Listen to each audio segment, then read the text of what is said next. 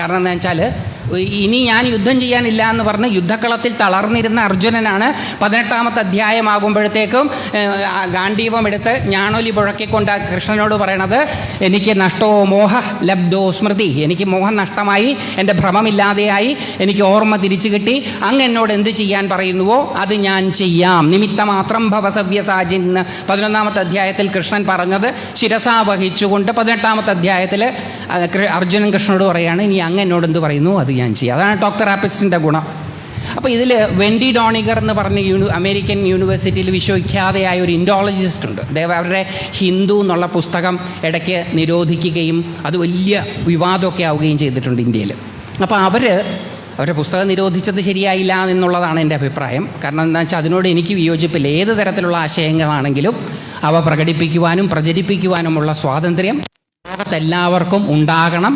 ആ ആശയങ്ങൾ കേൾക്കാനുള്ള ഒരു സ്വാതന്ത്ര്യം നമുക്കുണ്ടാകണം. നമുക്ക് ശരി എന്ന് തോന്നുന്നത് ബാക്കിയുള്ളവർക്ക് ഉപദ്രവകരമാവുകയില്ല എന്നുണ്ടെങ്കിൽ പിന്തുടരാനും നമുക്ക് സാധിക്കണം. അപ്പോൾ അതുകൊണ്ട് ഈ പുസ്തകങ്ങൾ നിരോധിക്കുക, ആശയങ്ങൾ തമസ്കരിക്കുക, അതൊന്നും ഒരു ആരോഗ്യമുള്ള സമൂഹത്തിന് യോജിച്ചതല്ല എന്നുള്ളതാണ് എൻ്റെ അഭിപ്രായം. നിങ്ങൾക്ക് വിയോജിക്കാം, എൻ്റെ അഭിപ്രായമാണത്. അതുകൊണ്ട് അവരുടെ ഹിന്ദു എന്നുള്ള പുസ്തകം നിരോധിച്ചതൊന്നും ശരിയായില്ല എന്ന് തന്നെയാണ് എൻ്റെ അഭിപ്രായം. പക്ഷേ ആ പുസ്തകം നിരോധിച്ചു. അതിനകത്ത് എന്തോ ഇപ്പോഴത്തെ ആൾക്കാർക്ക് യോജിക്കാത്ത എന്തൊക്കെയോ കാര്യങ്ങളുണ്ടെന്നാണ് അവരുടെ ഒരു വാദം. എന്താണെന്ന് വെച്ച് കഴിഞ്ഞാൽ ഇത് യുദ്ധക്കൊതിയന്മാരുടെ പുസ്തകമെന്നാണ് ഗീത. ഇപ്പോൾ ഗീതയിലെ പറ്റിയിട്ടുള്ള ആധുനിക മനുഷ്യസ്നേഹികളായിട്ടുള്ള ആൾക്കാരുടെ പക്ഷവും അത് തന്നെയാണ്. ഇത് യുദ്ധം ചെയ്യാൻ പ്രേരിപ്പിക്കുന്ന പുസ്തകമാണ്. ഇത് പഠിപ്പിച്ചാൽ നമ്മളുടെ നാട്ടിൽ യുദ്ധങ്ങളുണ്ടാകുന്നു. അപ്പോൾ എനിക്ക് അവരോടൊരു ചോദ്യം ചോദിക്കാനുണ്ട്. ഭഗവത്ഗീത പഠിച്ചതിന് ശേഷം യുദ്ധം ഉണ്ടായിട്ടുള്ളത് എത്രയാണ്? ഇവർ വലിയ സമാധാനത്തിൻ്റെ പുസ്തകമാണെന്ന് പറയുന്ന പുസ്തകങ്ങളുണ്ട്, പേരൊന്നും ഞാൻ പറയുന്നില്ല. ആ പുസ്തകത്തിൻ്റെ പശ്ചാത്തലത്തിലാണ് ഇന്നും ലോകത്ത് പലതരത്തിലുള്ള ആക്രമണങ്ങളും നടന്നുകൊണ്ടിരിക്കുന്നത്. സമാധാനത്തിൻ്റെ പേരോടുകൂടിയ മതത്തിൻ്റെയും പുസ്തകത്തിൻ്റെയും പേരിലാണ് ഇന്നും ഈ ലോകത്തെ ഏറ്റവും കൂടുതൽ അക്രമങ്ങൾ നടക്കുന്നത്. ഗീതയുടെ പേരിൽ 2-ാം നൂറ്റാണ്ടിന് ശേഷം, അന്നാണ് അതുണ്ടായത്, അതിനുശേഷം ഇന്ന് വരെ ഗീതയുടെ പേരിൽ ഒരു യുദ്ധം നടന്നതായിട്ട് ചരിത്രം രേഖപ്പെടുത്തിയിട്ടില്ല. അങ്ങനെ ഒരു രേഖപ്പെടുത്തലേ ഉണ്ടായിട്ടില്ല. പിന്നെയും എന്തിനാണ് ഇവരിങ്ങനെ പറയുന്നത് എന്നുള്ളതാണ് അത്ഭുതകരമായ ചോദ്യം. ഇവർക്കാർക്കും മറ്റേ പുസ്തകങ്ങൾ നിരോധിക്കണമെന്ന് പറയാനുള്ള ഒരു താല്പര്യമില്ല. നേരെ മറിച്ച് ഇന്നേ വരെ ഒരു യുദ്ധം പോലും ഇതിൻ്റെ പേരിൽ ഉണ്ടായിട്ടില്ല. അപ്പോൾ അതെന്തുകൊണ്ടാണ്? ഇതിലെ യുദ്ധം എന്ന് പറയുന്നത് നമ്മൾ വേൾഡ് വാർ 1, വേൾഡ് വാർ 2 എന്ന് പറയുന്നത് പോലെയല്ല. ഇതിലെ യുദ്ധം എന്ന് പറയുന്നത് നമ്മുടെ സംഘർഷഭരിതമായിട്ടുള്ള ജീവിതമാണ്. നമ്മുടെ ജീവിതത്തെയാണ് ഭാരതകാരൻ യുദ്ധം എന്ന് വിളിച്ചത്. നിരന്തരം സംഘർഷങ്ങളിലൂടെയാണ് നമ്മൾ കടന്നു പോകുന്നത്. ഈ സംഘർഷഭരിതമായ ജീവിതത്തെ സംഘർഷഭരിതമല്ലാത്ത ഒരു തലത്തിൽ നിന്ന് എങ്ങനെയാണ് ജീവിക്കേണ്ടത് എന്ന് വരച്ചു കാണിക്കുന്ന ഒരു പുസ്തകമാണ് ഭഗവത്ഗീത. അതുകൊണ്ട് ജീവിതത്തിൽ വളരെ ആവശ്യകരമായിട്ടുള്ള അറിവുകളെ ഉൾക്കൊള്ളുന്ന ഒരു മഹാഗ്രന്ഥമാണത്. നിസ്സാരമായതല്ല. അതിലെ യുദ്ധം എന്ന് പറയണത് ഈ വാറല്ല, വേൾഡ് വാർ 1, വേൾഡ് വാർ 2 പോലത്തെ വാറുകളല്ല. അത് മനുഷ്യൻ്റെ മനസ്സിലുള്ള സംഘർഷങ്ങളെ സമൂർത്തമായിട്ട് ആവിഷ്കരിച്ചിട്ട്, കഥാപാത്രങ്ങളായിട്ട് ആവിഷ്കരിച്ചിട്ട് നമുക്ക് കാണിച്ചു തരുന്നതാണ്. അതിലെ യുദ്ധം യുദ്ധം യുദ്ധം എപ്പോഴൊക്കെ പറയുന്നുണ്ടോ അപ്പോഴൊക്കെ അതിൻ്റെ അർത്ഥം ജീവിതം ജീവിതം ജീവിതം എന്നാണ്. അതിലേക്ക് നമുക്ക് വരാം, അത് കൃത്യമായിട്ട് നമുക്ക് മനസ്സിലാവും. അപ്പോൾ ഈ ഭഗവത്ഗീത തുടങ്ങുന്നത് തന്നെ 1-ാം അധ്യായത്തിലെ ആദ്യത്തെ ശ്ലോകം ധൃതരാഷ്ട്രരെ കൊണ്ട് ചൊല്ലിച്ചിട്ട്, ഒറ്റ ശ്ലോകമേ ഉള്ളൂ ധൃതരാഷ്ട്രർക്ക്. ഈ 700 ശ്ലോകങ്ങൾ, 700, 701, 716 ശ്ലോകങ്ങളിൽ ഒരൊറ്റ ശ്ലോകം മാത്രമേ ധൃതരാഷ്ട്രരെ കൊണ്ട് ചൊല്ലിച്ചിട്ടുള്ളൂ. അതെന്തിനാ അങ്ങനെ ചൊല്ലിച്ചത്? അത് എഡിറ്റ് ചെയ്ത് കളഞ്ഞുകൂടായിരുന്നു? അത് എഡിറ്റ് ചെയ്ത് കളഞ്ഞിരുന്നെങ്കിലും ഗീത തന്നെയായിരിക്കും. അപ്പോൾ ഈ 1-ാമത്തെ ശ്ലോകം, ഒറ്റ ശ്ലോകം മാത്രമേ ഇദ്ദേഹം ആകെ രംഗവേദിയിൽ വരുന്നത് ആ ആദ്യത്തെ അധ്യായത്തിലെ ഒറ്റ ശ്ലോകത്തിലാണ്. അതിനുശേഷം അദ്ദേഹത്തിൻ്റെ സാന്നിധ്യം അവിടെ ഉണ്ട് എന്ന് ഇടയ്ക്കിടയ്ക്ക് സഞ്ജയൻ്റെ വാക്കുകളിലൂടെ നമുക്ക് മനസ്സിലാക്കാൻ സാധിക്കുമെന്നല്ലാതെ പ്രത്യക്ഷ സാന്നിധ്യം ധൃതരാഷ്ട്രരേത് പിന്നെ ഇല്ല. ആ ഒരു ശ്ലോകം ധർമ്മക്ഷേത്രേ കുരുക്ഷേത്രേ സർവക്ഷത്രസമാഗമേ മാമകാ പാണ്ഡവാശ്ചൈവ കിം അകുർവത സഞ്ജയ. ഞാനിപ്പോൾ ചൊല്ലിയത് കശ്മീര പാഠത്തിലെ ശ്ലോകമാണ്. അത് മറ്റ് പ്രചാരത്തിലുള്ള പാഠമാണെങ്കിൽ സമവേദായുത്സവ മാമകാ പാണ്ഡവാശ്ചൈവ കിം അകുർവത സഞ്ജയ. ധർമ്മക്ഷേത്രേ കുരുക്ഷേത്രേ സർവക്ഷത്രസമാഗമേ മാമകാ പാണ്ഡവാശ്ചൈവ കിം അകുർവത സഞ്ജയ. ധൃതരാഷ്ട്രനാണ് ഈ ചോദിക്കുന്നത്. നൂറ്റാണ്ടുകൾക്ക് മുമ്പ് എഴുതിയ ഗ്രന്ഥമാണ്. ആ ഗ്രന്ഥവും ഞാനും നിങ്ങളും തമ്മിൽ എന്താ ബന്ധം? ഏതോ ഒരു കാലഘട്ടത്തിൽ രണ്ട് കുടുംബക്കാർ, ഒരു കുടുംബത്തിലെ രണ്ട് താവഴികൾ തമ്മിൽ 5-10 സെൻറ്റ് സ്ഥലത്തിന് വേണ്ടിയിട്ട് അങ്ങോട്ടും ഇങ്ങോട്ടും കടിപിടി കൂടിയത് ഇന്ന് ഞാനും നിങ്ങളും ഇരുന്ന് വായിച്ചാൽ പുണ്യം കിട്ടും എന്നൊക്കെ പറഞ്ഞാൽ എങ്ങനെയാണ് വിശ്വസിക്കുക? അങ്ങനെയാണെങ്കിൽ നമ്മുടെയൊക്കെ കേസുകൾ ഉണ്ടാവുമല്ലോ പലതും സിവിൽ കോർട്ടിൽ. അത് ഇനി ഒരു 100 തലമുറ കഴിഞ്ഞാൽ ആ കേസ് ഡയറി എടുത്ത് അന്നത്തെ ആൾക്കാർ വായിച്ചാലും ഇതേപോലെ ഗുണം കിട്ടണ്ടേ? അപ്പോൾ ഈ ധൃതരാഷ്ട്രനും നമ്മളും തമ്മിലുള്ള ബന്ധം ഈ ഒറ്റ ശ്ലോകത്തിൽ ഇയാളെ രംഗപ്രവേശം ചെയ്തിരിക്കുന്നത്. ഒറ്റ ശ്ലോകം. അതൊഴിവാക്കാമായിരുന്നു വേണമെങ്കിൽ, പക്ഷെ ഒഴിവാക്കിയില്ല വ്യാസൻ ഒഴിവാക്കാത്തത് കൊണ്ട് അതിനെന്തെങ്കിലും പ്രാധാന്യം കാണും. അല്ലെ, വ്യാസഭഗവാൻ മഹാനായ ഒരു എഴുത്തുകാരനാണ്, നിസാരക്കാരനൊന്നുമല്ല. ഇദ്ദേഹം പേരിടുന്നത് കണ്ടിട്ടുണ്ടോ? വ്യാസഭഗവാന്റെ പേരുകളൊന്ന് കേൾക്കേണ്ടതാ. 100 കൗരവന്മാർക്കും പേരിട്ടിട്ടുണ്ട്. നമുക്ക് കാണാൻ പഠിക്കാൻ തന്നെ ഒരുപാട് സമയം എടുക്കും. പേരിടുന്നതിലൊന്നും യാതൊരു വിധത്തിലുള്ള പരിചയക്കേടും വ്യാസഭഗവാനില്ല. ആകെ അദ്ദേഹം പേരിടാത്തത് 2 പേർക്കാണ്. ഇത് മഹാഭാഗവതത്തിൽ 11ാമത്തെ സ്കന്ധത്തിലെ 7ാമത്തെ അധ്യായത്തിലാണെന്ന് തോന്നുന്നു. കപോതികാകപോതന്മാരുടെ കഥ പറയുന്നുണ്ട് 11ാമത്തെ സ്കന്ധത്തിൽ. ആ കപോതികാകപോതന്മാർക്ക് പേരിട്ടിട്ടില്ല. ബാക്കി എല്ലാത്തിനും വ്യാസഭഗവാൻ പേരിട്ടിട്ടുണ്ട്. വ്യാസഭഗവാൻ പേരിടലിൽ ഉസ്താദാണ്. പേരിടാത്തതായിട്ട് ഈ കപോതികാകപോതന്മാർ മാത്രമേ ഉള്ളൂ. അതെന്താ ഈ കപോതികാകപോതന്മാർക്ക് പേരിടാത്തതെന്ന് നോക്കി അപ്പോൾ കഥ വായിച്ചാൽ മനസ്സിലാവും. ആ കഥ വായിച്ചാൽ മനസ്സിലാവും അതിൽ മിസ്റ്റർ ആൻഡ് മിസ്സിസ് നമ്മുടെ പേര് വെച്ചാൽ കറക്റ്റാണ്. അതായത് ആ കപോതന്മാരുടെ പേരിൽ പകരം നമ്മുടെ ആരുടെയെങ്കിലും മിസ്റ്റർ ആൻഡ് മിസ്സിസ് വെച്ചാൽ നമ്മളുടെ കഥയാണ് ആ കപോതന്മാരുടെ കഥ. അപ്പോൾ അത് നമുക്ക് മനസ്സിലായിക്കോട്ടെ എന്ന് വിചാരിച്ചിട്ടാണ് വ്യാസഭഗവാൻ അതിന് പേരിടാതിരുന്നതെന്നാണ് എൻ്റെ ഒരു കാഴ്ചപ്പാട്. അപ്പോൾ അതുകൊണ്ട് പേരിടുന്ന മഹാനാണ് എഴുത്തുകാരൻ. അപ്പോൾ അദ്ദേഹം വെറുതെ ഒരു കാര്യം ചെയ്യില്ല. അപ്പോൾ അദ്ദേഹം എന്തെങ്കിലും ചെയ്തിട്ടുണ്ടെങ്കിൽ അതിലെന്തെങ്കിലും ഒരു കാരണമുണ്ടാകും. അല്ലെങ്കിൽ നമുക്കത് അങ്ങനെ അല്ലാതെ തള്ളിക്കളയാൻ പറ്റില്ല. ഇപ്പോൾ ഒറ്റ ശ്ലോകത്തിൽ ഈ ധൃതരാഷ്ട്രരെ കയറ്റി അതോടുകൂടി അദ്ദേഹത്തെ ബാക്ക്ഗ്രൗണ്ടിലേക്ക് പറഞ്ഞു വിട്ടു. എന്തൊരു നിഷ്കരുണമായിട്ടാണ് പറഞ്ഞു വിട്ടത്. സഞ്ജയനെ തന്നെ ഇടയ്ക്കിടയ്ക്ക് കയറ്റുന്നുണ്ട്. എന്നാൽ പിന്നെ ഇടയ്ക്ക് ഒരു മേമ്പൊടിക്ക് ഒരു 1-2 ശ്ലോകങ്ങൾ ഒരു ചാൻസ് കൊടുത്തുകൂടായിരുന്നോ ഡയറക്ടറായ വ്യാസന്? ഈ ധൃതരാഷ്ട്രർ ഇത്രയും വലിയ രാജ്യത്തിൻ്റെ അധിപതി 2-3 അധ്യായങ്ങൾ കഴിഞ്ഞാൽ ഇടയ്ക്കൊന്ന് രംഗപ്രവേശം ചെയ്ത് വിടായിരുന്നു. ചെയ്തില്ല, ഒറ്റ ശ്ലോകം. ധൃതരാഷ്ട്രർ, ആ പേരപ്പം നമുക്കൊന്ന് അനലൈസ് ചെയ്യണം. പണ്ട് ആൾക്കാരുടെ പേരും അവരുടെ പ്രവൃത്തിയും തമ്മിൽ ബന്ധമുണ്ടാവും. പ്രവൃത്തികളിലൂടെ പേരുണ്ടാക്കും, പേരിനെ അന്വർത്ഥമാകുന്ന രീതിയിൽ പ്രവർത്തിക്കും. പണ്ട് അങ്ങനെയാണ്. അതുകൊണ്ട് നമ്മൾ ഇവിടെ ഇരിക്കുന്ന മിക്കവാറും എല്ലാവർക്കും നല്ല പേരുകളായിരിക്കും. നമ്മുടെ പേരുകൾക്കൊക്കെ ഒരു അർത്ഥം ഉണ്ടാവും. നമ്മുടെ പേരുകളുടെ അർത്ഥം നമ്മൾ ജീവിതത്തിൽ എപ്പോഴെങ്കിലും ഒന്ന് അന്വേഷിച്ചിട്ടുണ്ടാവും. ആ പേരുകളുടെ അർത്ഥത്തെ അന്വർത്ഥമാക്കാൻ ചില ഘട്ടങ്ങളിലെങ്കിലും നമ്മൾ ശ്രമിച്ചിട്ടുണ്ടാവും. എപ്പോഴും വിജയിച്ചു കൊള്ളണം എന്നില്ല, പക്ഷെ നമ്മൾ ശ്രമിച്ചിട്ടുണ്ടാകും. അതെല്ലാവരും ചെയ്യുന്ന. അങ്ങനെയെങ്ങാനും നമ്മുടെ വരുന്ന തലമുറ പേരിൻ്റെ അർത്ഥം കണ്ടുപിടിച്ച് രക്ഷപ്പെട്ടു പോയാലോ എന്ന് പേടിച്ചിട്ടാണോ എന്നറിയില്ല. ഇപ്പോഴത്തെ തലമുറ മക്കൾക്ക് പേരിടുന്നത് മുഴുവൻ ടിങ്കു, റിങ്കു, പിങ്കു, ടുട്ടു. എന്താ അർത്ഥം? ഏകദേശം അവരുടെ ജീവിതവും അതേപോലെയാണ്. എന്താ അർത്ഥം? ആർക്കും അറിയില്ല. അപ്പോൾ അതുകൊണ്ട് പേരിൽ എന്തിരിക്കുന്നു എന്ന് ഷേക്സ്പിയറൊക്കെ ചോദിച്ചിട്ടുണ്ട്.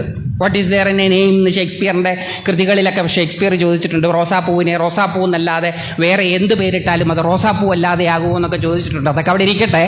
നമ്മുടെ നാട്ടിലെ കാര്യം അങ്ങനെയല്ല. പേരിന് വളരെ പ്രാധാന്യമുണ്ട്. അതുകൊണ്ടാണ് ദുര്യോധനൻ എന്ന് പേരിട്ടിട്ട് സുയോധനൻ എന്ന് വിളിച്ചത്. എന്നാൽ പിന്നെ സുയോധനൻ എന്ന് പേരിട്ടാൽ പോരായിരുന്നു? സുയോധനൻ എന്ന് പേരിട്ടാൽ മതിയായിരുന്നു. അങ്ങനെയല്ല പേരിട്ടത്. പേര് ദുര്യോധനൻ എന്ന് തന്നെയാണ്, വിളിക്കുന്നത് സുയോധനൻ എന്നാണ്. ഈ അച്ഛനും അമ്മയല്ലേ പേരിടുന്നത്. അപ്പം ദുര്യോധനൻ എന്തിനാണ് പേരിടുന്നത്? പേരും പ്രവൃത്തിയും തമ്മിൽ വലിയ ബന്ധമുണ്ട്. അപ്പം പേരിനെ വിശകലനം ചെയ്താൽ ആളെ മനസ്സിലാവും. അതുകൊണ്ടാണ് കൃഷ്ണൻ കർഷയതേതി കൃഷ്ണൻ, ആകർഷിക്കുന്നവനാണ് കൃഷ്ണൻ. എല്ലാവരെയും ആകർഷിക്കും, എല്ലാ പ്രായത്തിലുള്ളവരെയും ആകർഷിക്കും. അതുകൊണ്ടാണ് നമ്മുടെ നിരീശ്വരവാദിയായ സിനിമാ പാട്ടുകാരൻ പോലും പാട്ടെഴുതിയത് എൻ്റെ മകൻ കൃഷ്ണനുണ്ണി കൃഷ്ണാട്ടത്തിനു പോകണം, കൃഷ്ണാട്ടത്തിനു പോയാൽ പോരാ കൃഷ്ണനായി തീരേണം. കൃഷ്ണനാവാനാണ് എല്ലാവരുടെയും ആഗ്രഹം. കാരണം എന്ന് വെച്ചാൽ ആകർഷിക്കുന്നവൻ എല്ലാ തരത്തിലുള്ള ആൾക്കാരെയും ആകർഷിക്കും. അദ്ദേഹം ആകർഷിക്കാത്ത ആരുമില്ല. അപ്പം പേര് കേട്ടാൽ ആളെ അറിയാം. അപ്പോൾ ഈ പേരൊന്നും നമുക്ക് വിശകലനം ചെയ്യാം. ധൃതരാഷ്ട്രർ, രാഷ്ട്രത്തെ, ധൃതം എന്ന് പറഞ്ഞാൽ ധരിക്കുന്ന ആൾ, രാഷ്ട്രത്തെ ധരിച്ചയാൾ. രാഷ്ട്രം എന്ന് പറഞ്ഞാൽ സ്പേസ് എന്നർത്ഥമാണ്. കാരണം ഒരു രാജ്യം എന്ന് പറഞ്ഞാൽ സ്പേസിൽ നീണ്ടു നിവർന്ന് കിടക്കുന്നതാണ് രാഷ്ട്രം. അതായത് സ്പേസാണ് രാഷ്ട്രം. അപ്പം സ്പേസിനെ ധരിക്കുക, എവിടെയാണ് ധരിക്കുക? പെട്ടെന്ന് നമ്മൾ വിചാരിക്കും കൈകൊണ്ടാണ് ധരിക്കുക എന്നാണ്. ധാരണ ബുദ്ധി കൊണ്ടാണ് ചെയ്യുക. ധരിക്കുന്നത് ശരിക്കും ബുദ്ധി കൊണ്ടാണ്, കൈകൊണ്ടല്ല.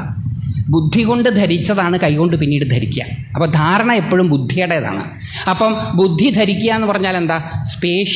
സ്പേസ് എത്രയുണ്ടോ അത്രത്തോളം വിശാലമായാൽ മാത്രമേ അതിനെ ധരിക്കാൻ പറ്റുള്ളൂ. നമ്മൾ എന്തിനെയാണോ ധരിക്കുന്നത് അതിനേക്കാൾ വിശാലമാകണം. ശ്രീകൃഷ്ണൻ മാത്രമേ ഉള്ളൂ, അല്ലാതെ ചെറുവിരലിൽ ഗോവർദ്ധനം ഉയർത്തിപ്പിടിച്ചിട്ടുള്ളത് അത് കൃഷ്ണനാണ്, നമ്മളല്ല. ഇപ്പോൾ സാധാരണ നമ്മൾ എന്തിനെയെങ്കിലും എടുക്കണമെങ്കിൽ അതിന് നമ്മൾ ധരിക്കാൻ സാധിക്കണം, ഏകദേശം അതിനെ കണ്ടെയ്ൻ ചെയ്യാൻ സാധിക്കണം. അപ്പം സ്പേസിനെ കണ്ടെയ്ൻ ചെയ്യാൻ സാധിച്ചയാളായിരിക്കണം ധൃതരാഷ്ട്രർ. അതായത് ഈ കാണുന്ന സ്പേസ് മുഴുവൻ ഞാനാണ് എന്ന ബോധം ഉള്ള ആളായിരുന്നിരിക്കണം. സങ്കുചിത ബോധസ്വരൂപിയായിരുന്നിരിക്കരുത്, വിശാല വികസിത ബോധസ്വരൂപനായിരിക്കണം. എഴുത്തച്ഛൻ ഹരിനാമകീർത്തനത്തിൽ പാടിയതുപോലെ ആനന്ദ ചിന്മയാഹരേ ഗോപികാരമണ, ഞാനെന്ന ഭാവമതു തോന്നായിക വേണമിക, തോന്നുന്നതാകിൽ ഇത് അഖിലവും, ഇത് മുഴുവനും ഞാനാണെന്ന് തോന്നണം. അപ്പം നമ്മൾ സ്പേഷ്യലി ലിമിറ്റഡ് ആവരുത്. നമ്മളിപ്പോൾ സ്പേഷ്യലി ലിമിറ്റഡ് ആണ്, നമ്മുടെ ശരീരത്തിലാണ്. ടെമ്പറലിയും ലിമിറ്റഡ് ആണ്, സ്പേഷ്യലിയും ലിമിറ്റഡ് ആണ്. നമ്മൾ ഈ ശരീരത്തിനകത്ത് മാത്രം ഒതുങ്ങി നിൽക്കുന്നവരാണ് എന്നാണ് നമ്മൾ ധരിക്കുന്നത്. ഒരു കാലഘട്ടത്തിൽ ജനിച്ച് ഇനി എപ്പോഴെങ്കിലും ഒരിക്കൽ മരിക്കും. അതായത് കാലം കൊണ്ടും ദേശം കൊണ്ടും പരിമിതരാക്കപ്പെട്ടവരാണ് നമ്മളെന്നാണ് നമ്മുടെ ധാരണ. നമ്മൾ സങ്കുചിത ബോധസ്വരൂപികളാണ്, അല്പബോധസ്വരൂപികളാണ്. ധൃതരാഷ്ട്രർ എങ്ങനെയായിരിക്കണം? ധൃതരാഷ്ട്രർ വികസിത ബോധസ്വരൂപിയായിരിക്കണം. രാഷ്ട്രത്തെ മുഴുവൻ തൻ്റെ ബോധത്തിൽ ധരിക്കാൻ കപ്പാസിറ്റിയുള്ള ആളായിരിക്കണം ധൃതരാഷ്ട്രർ. അതാണ് ധൃതരാഷ്ട്രത്തെ ധരിക്കുന്നയാൾ, സ്പേസിനെ കണ്ടെയ്ൻ ചെയ്യുന്നയാൾ. അൺഫോർച്ചുനേറ്റ്ലി അദ്ദേഹം ബ്ലൈൻഡാണ്, കാണാൻ പറ്റില്ല അദ്ദേഹത്തിന്. എന്താ അദ്ദേഹത്തിന് കാണാൻ പറ്റാത്തത്? തൻ്റെ വികസിത ബോധ സ്വരൂപമാണ് അദ്ദേഹത്തിന് കാണാൻ പറ്റാത്തത്. വികസിത ബോധസ്വരൂപിയായ ധൃതരാഷ്ട്രർക്ക് തൻ്റെ വികസിത ബോധസ്വരൂപം കാണാൻ പറ്റുന്നില്ല എന്നുള്ളത് കൊണ്ട് അദ്ദേഹത്തെ അന്ധനാക്കി വ്യാസഭഗവാൻ.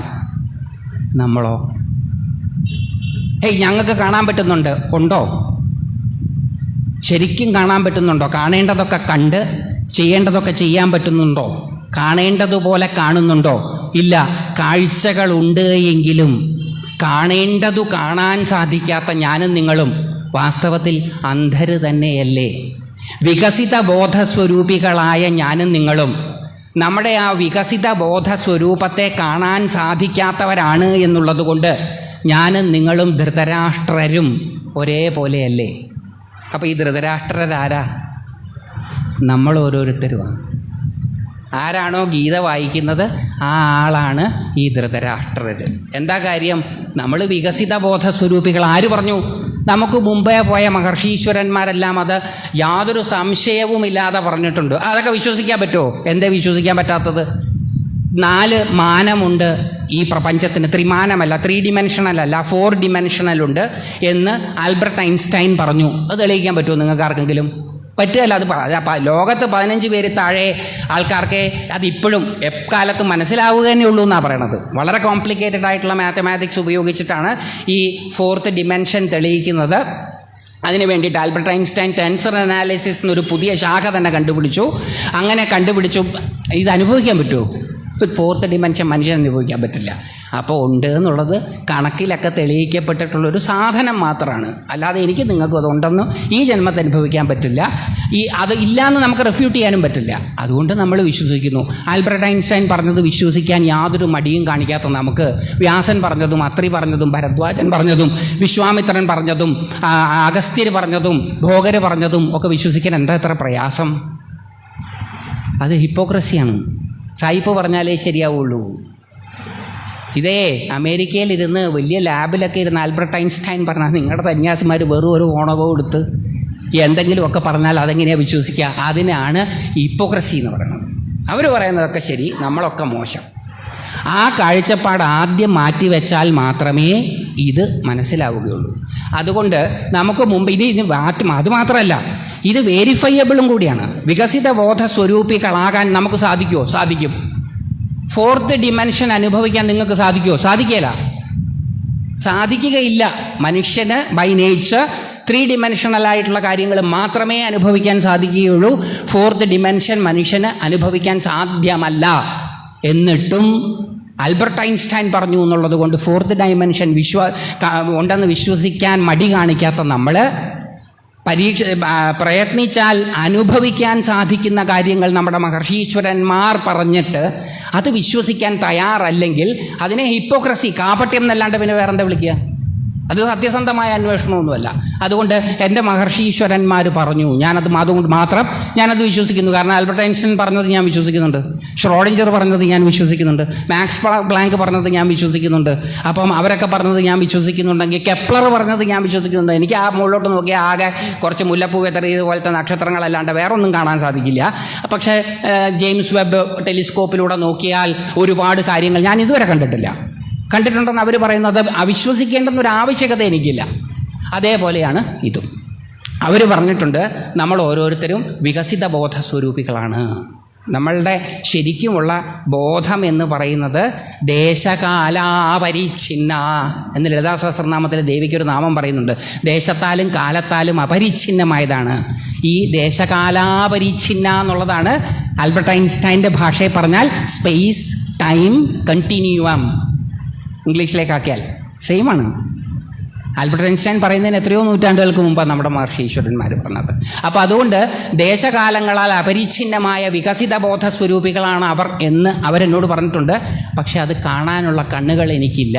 അതുകൊണ്ട് ഞാനും നിങ്ങളും ആണ് ധൃതരാഷ്ട്രം. അപ്പോൾ ഗീത ഇപ്പം ആരുടെ കഥ, ആരുടെ ചോദ്യം ആണ് ആദ്യത്തെ ചോദ്യം? എൻ്റെയും നിങ്ങളുടെയും ചോദ്യമാണ്. ഇനി ചോദ്യം നോക്കാം നമുക്ക്.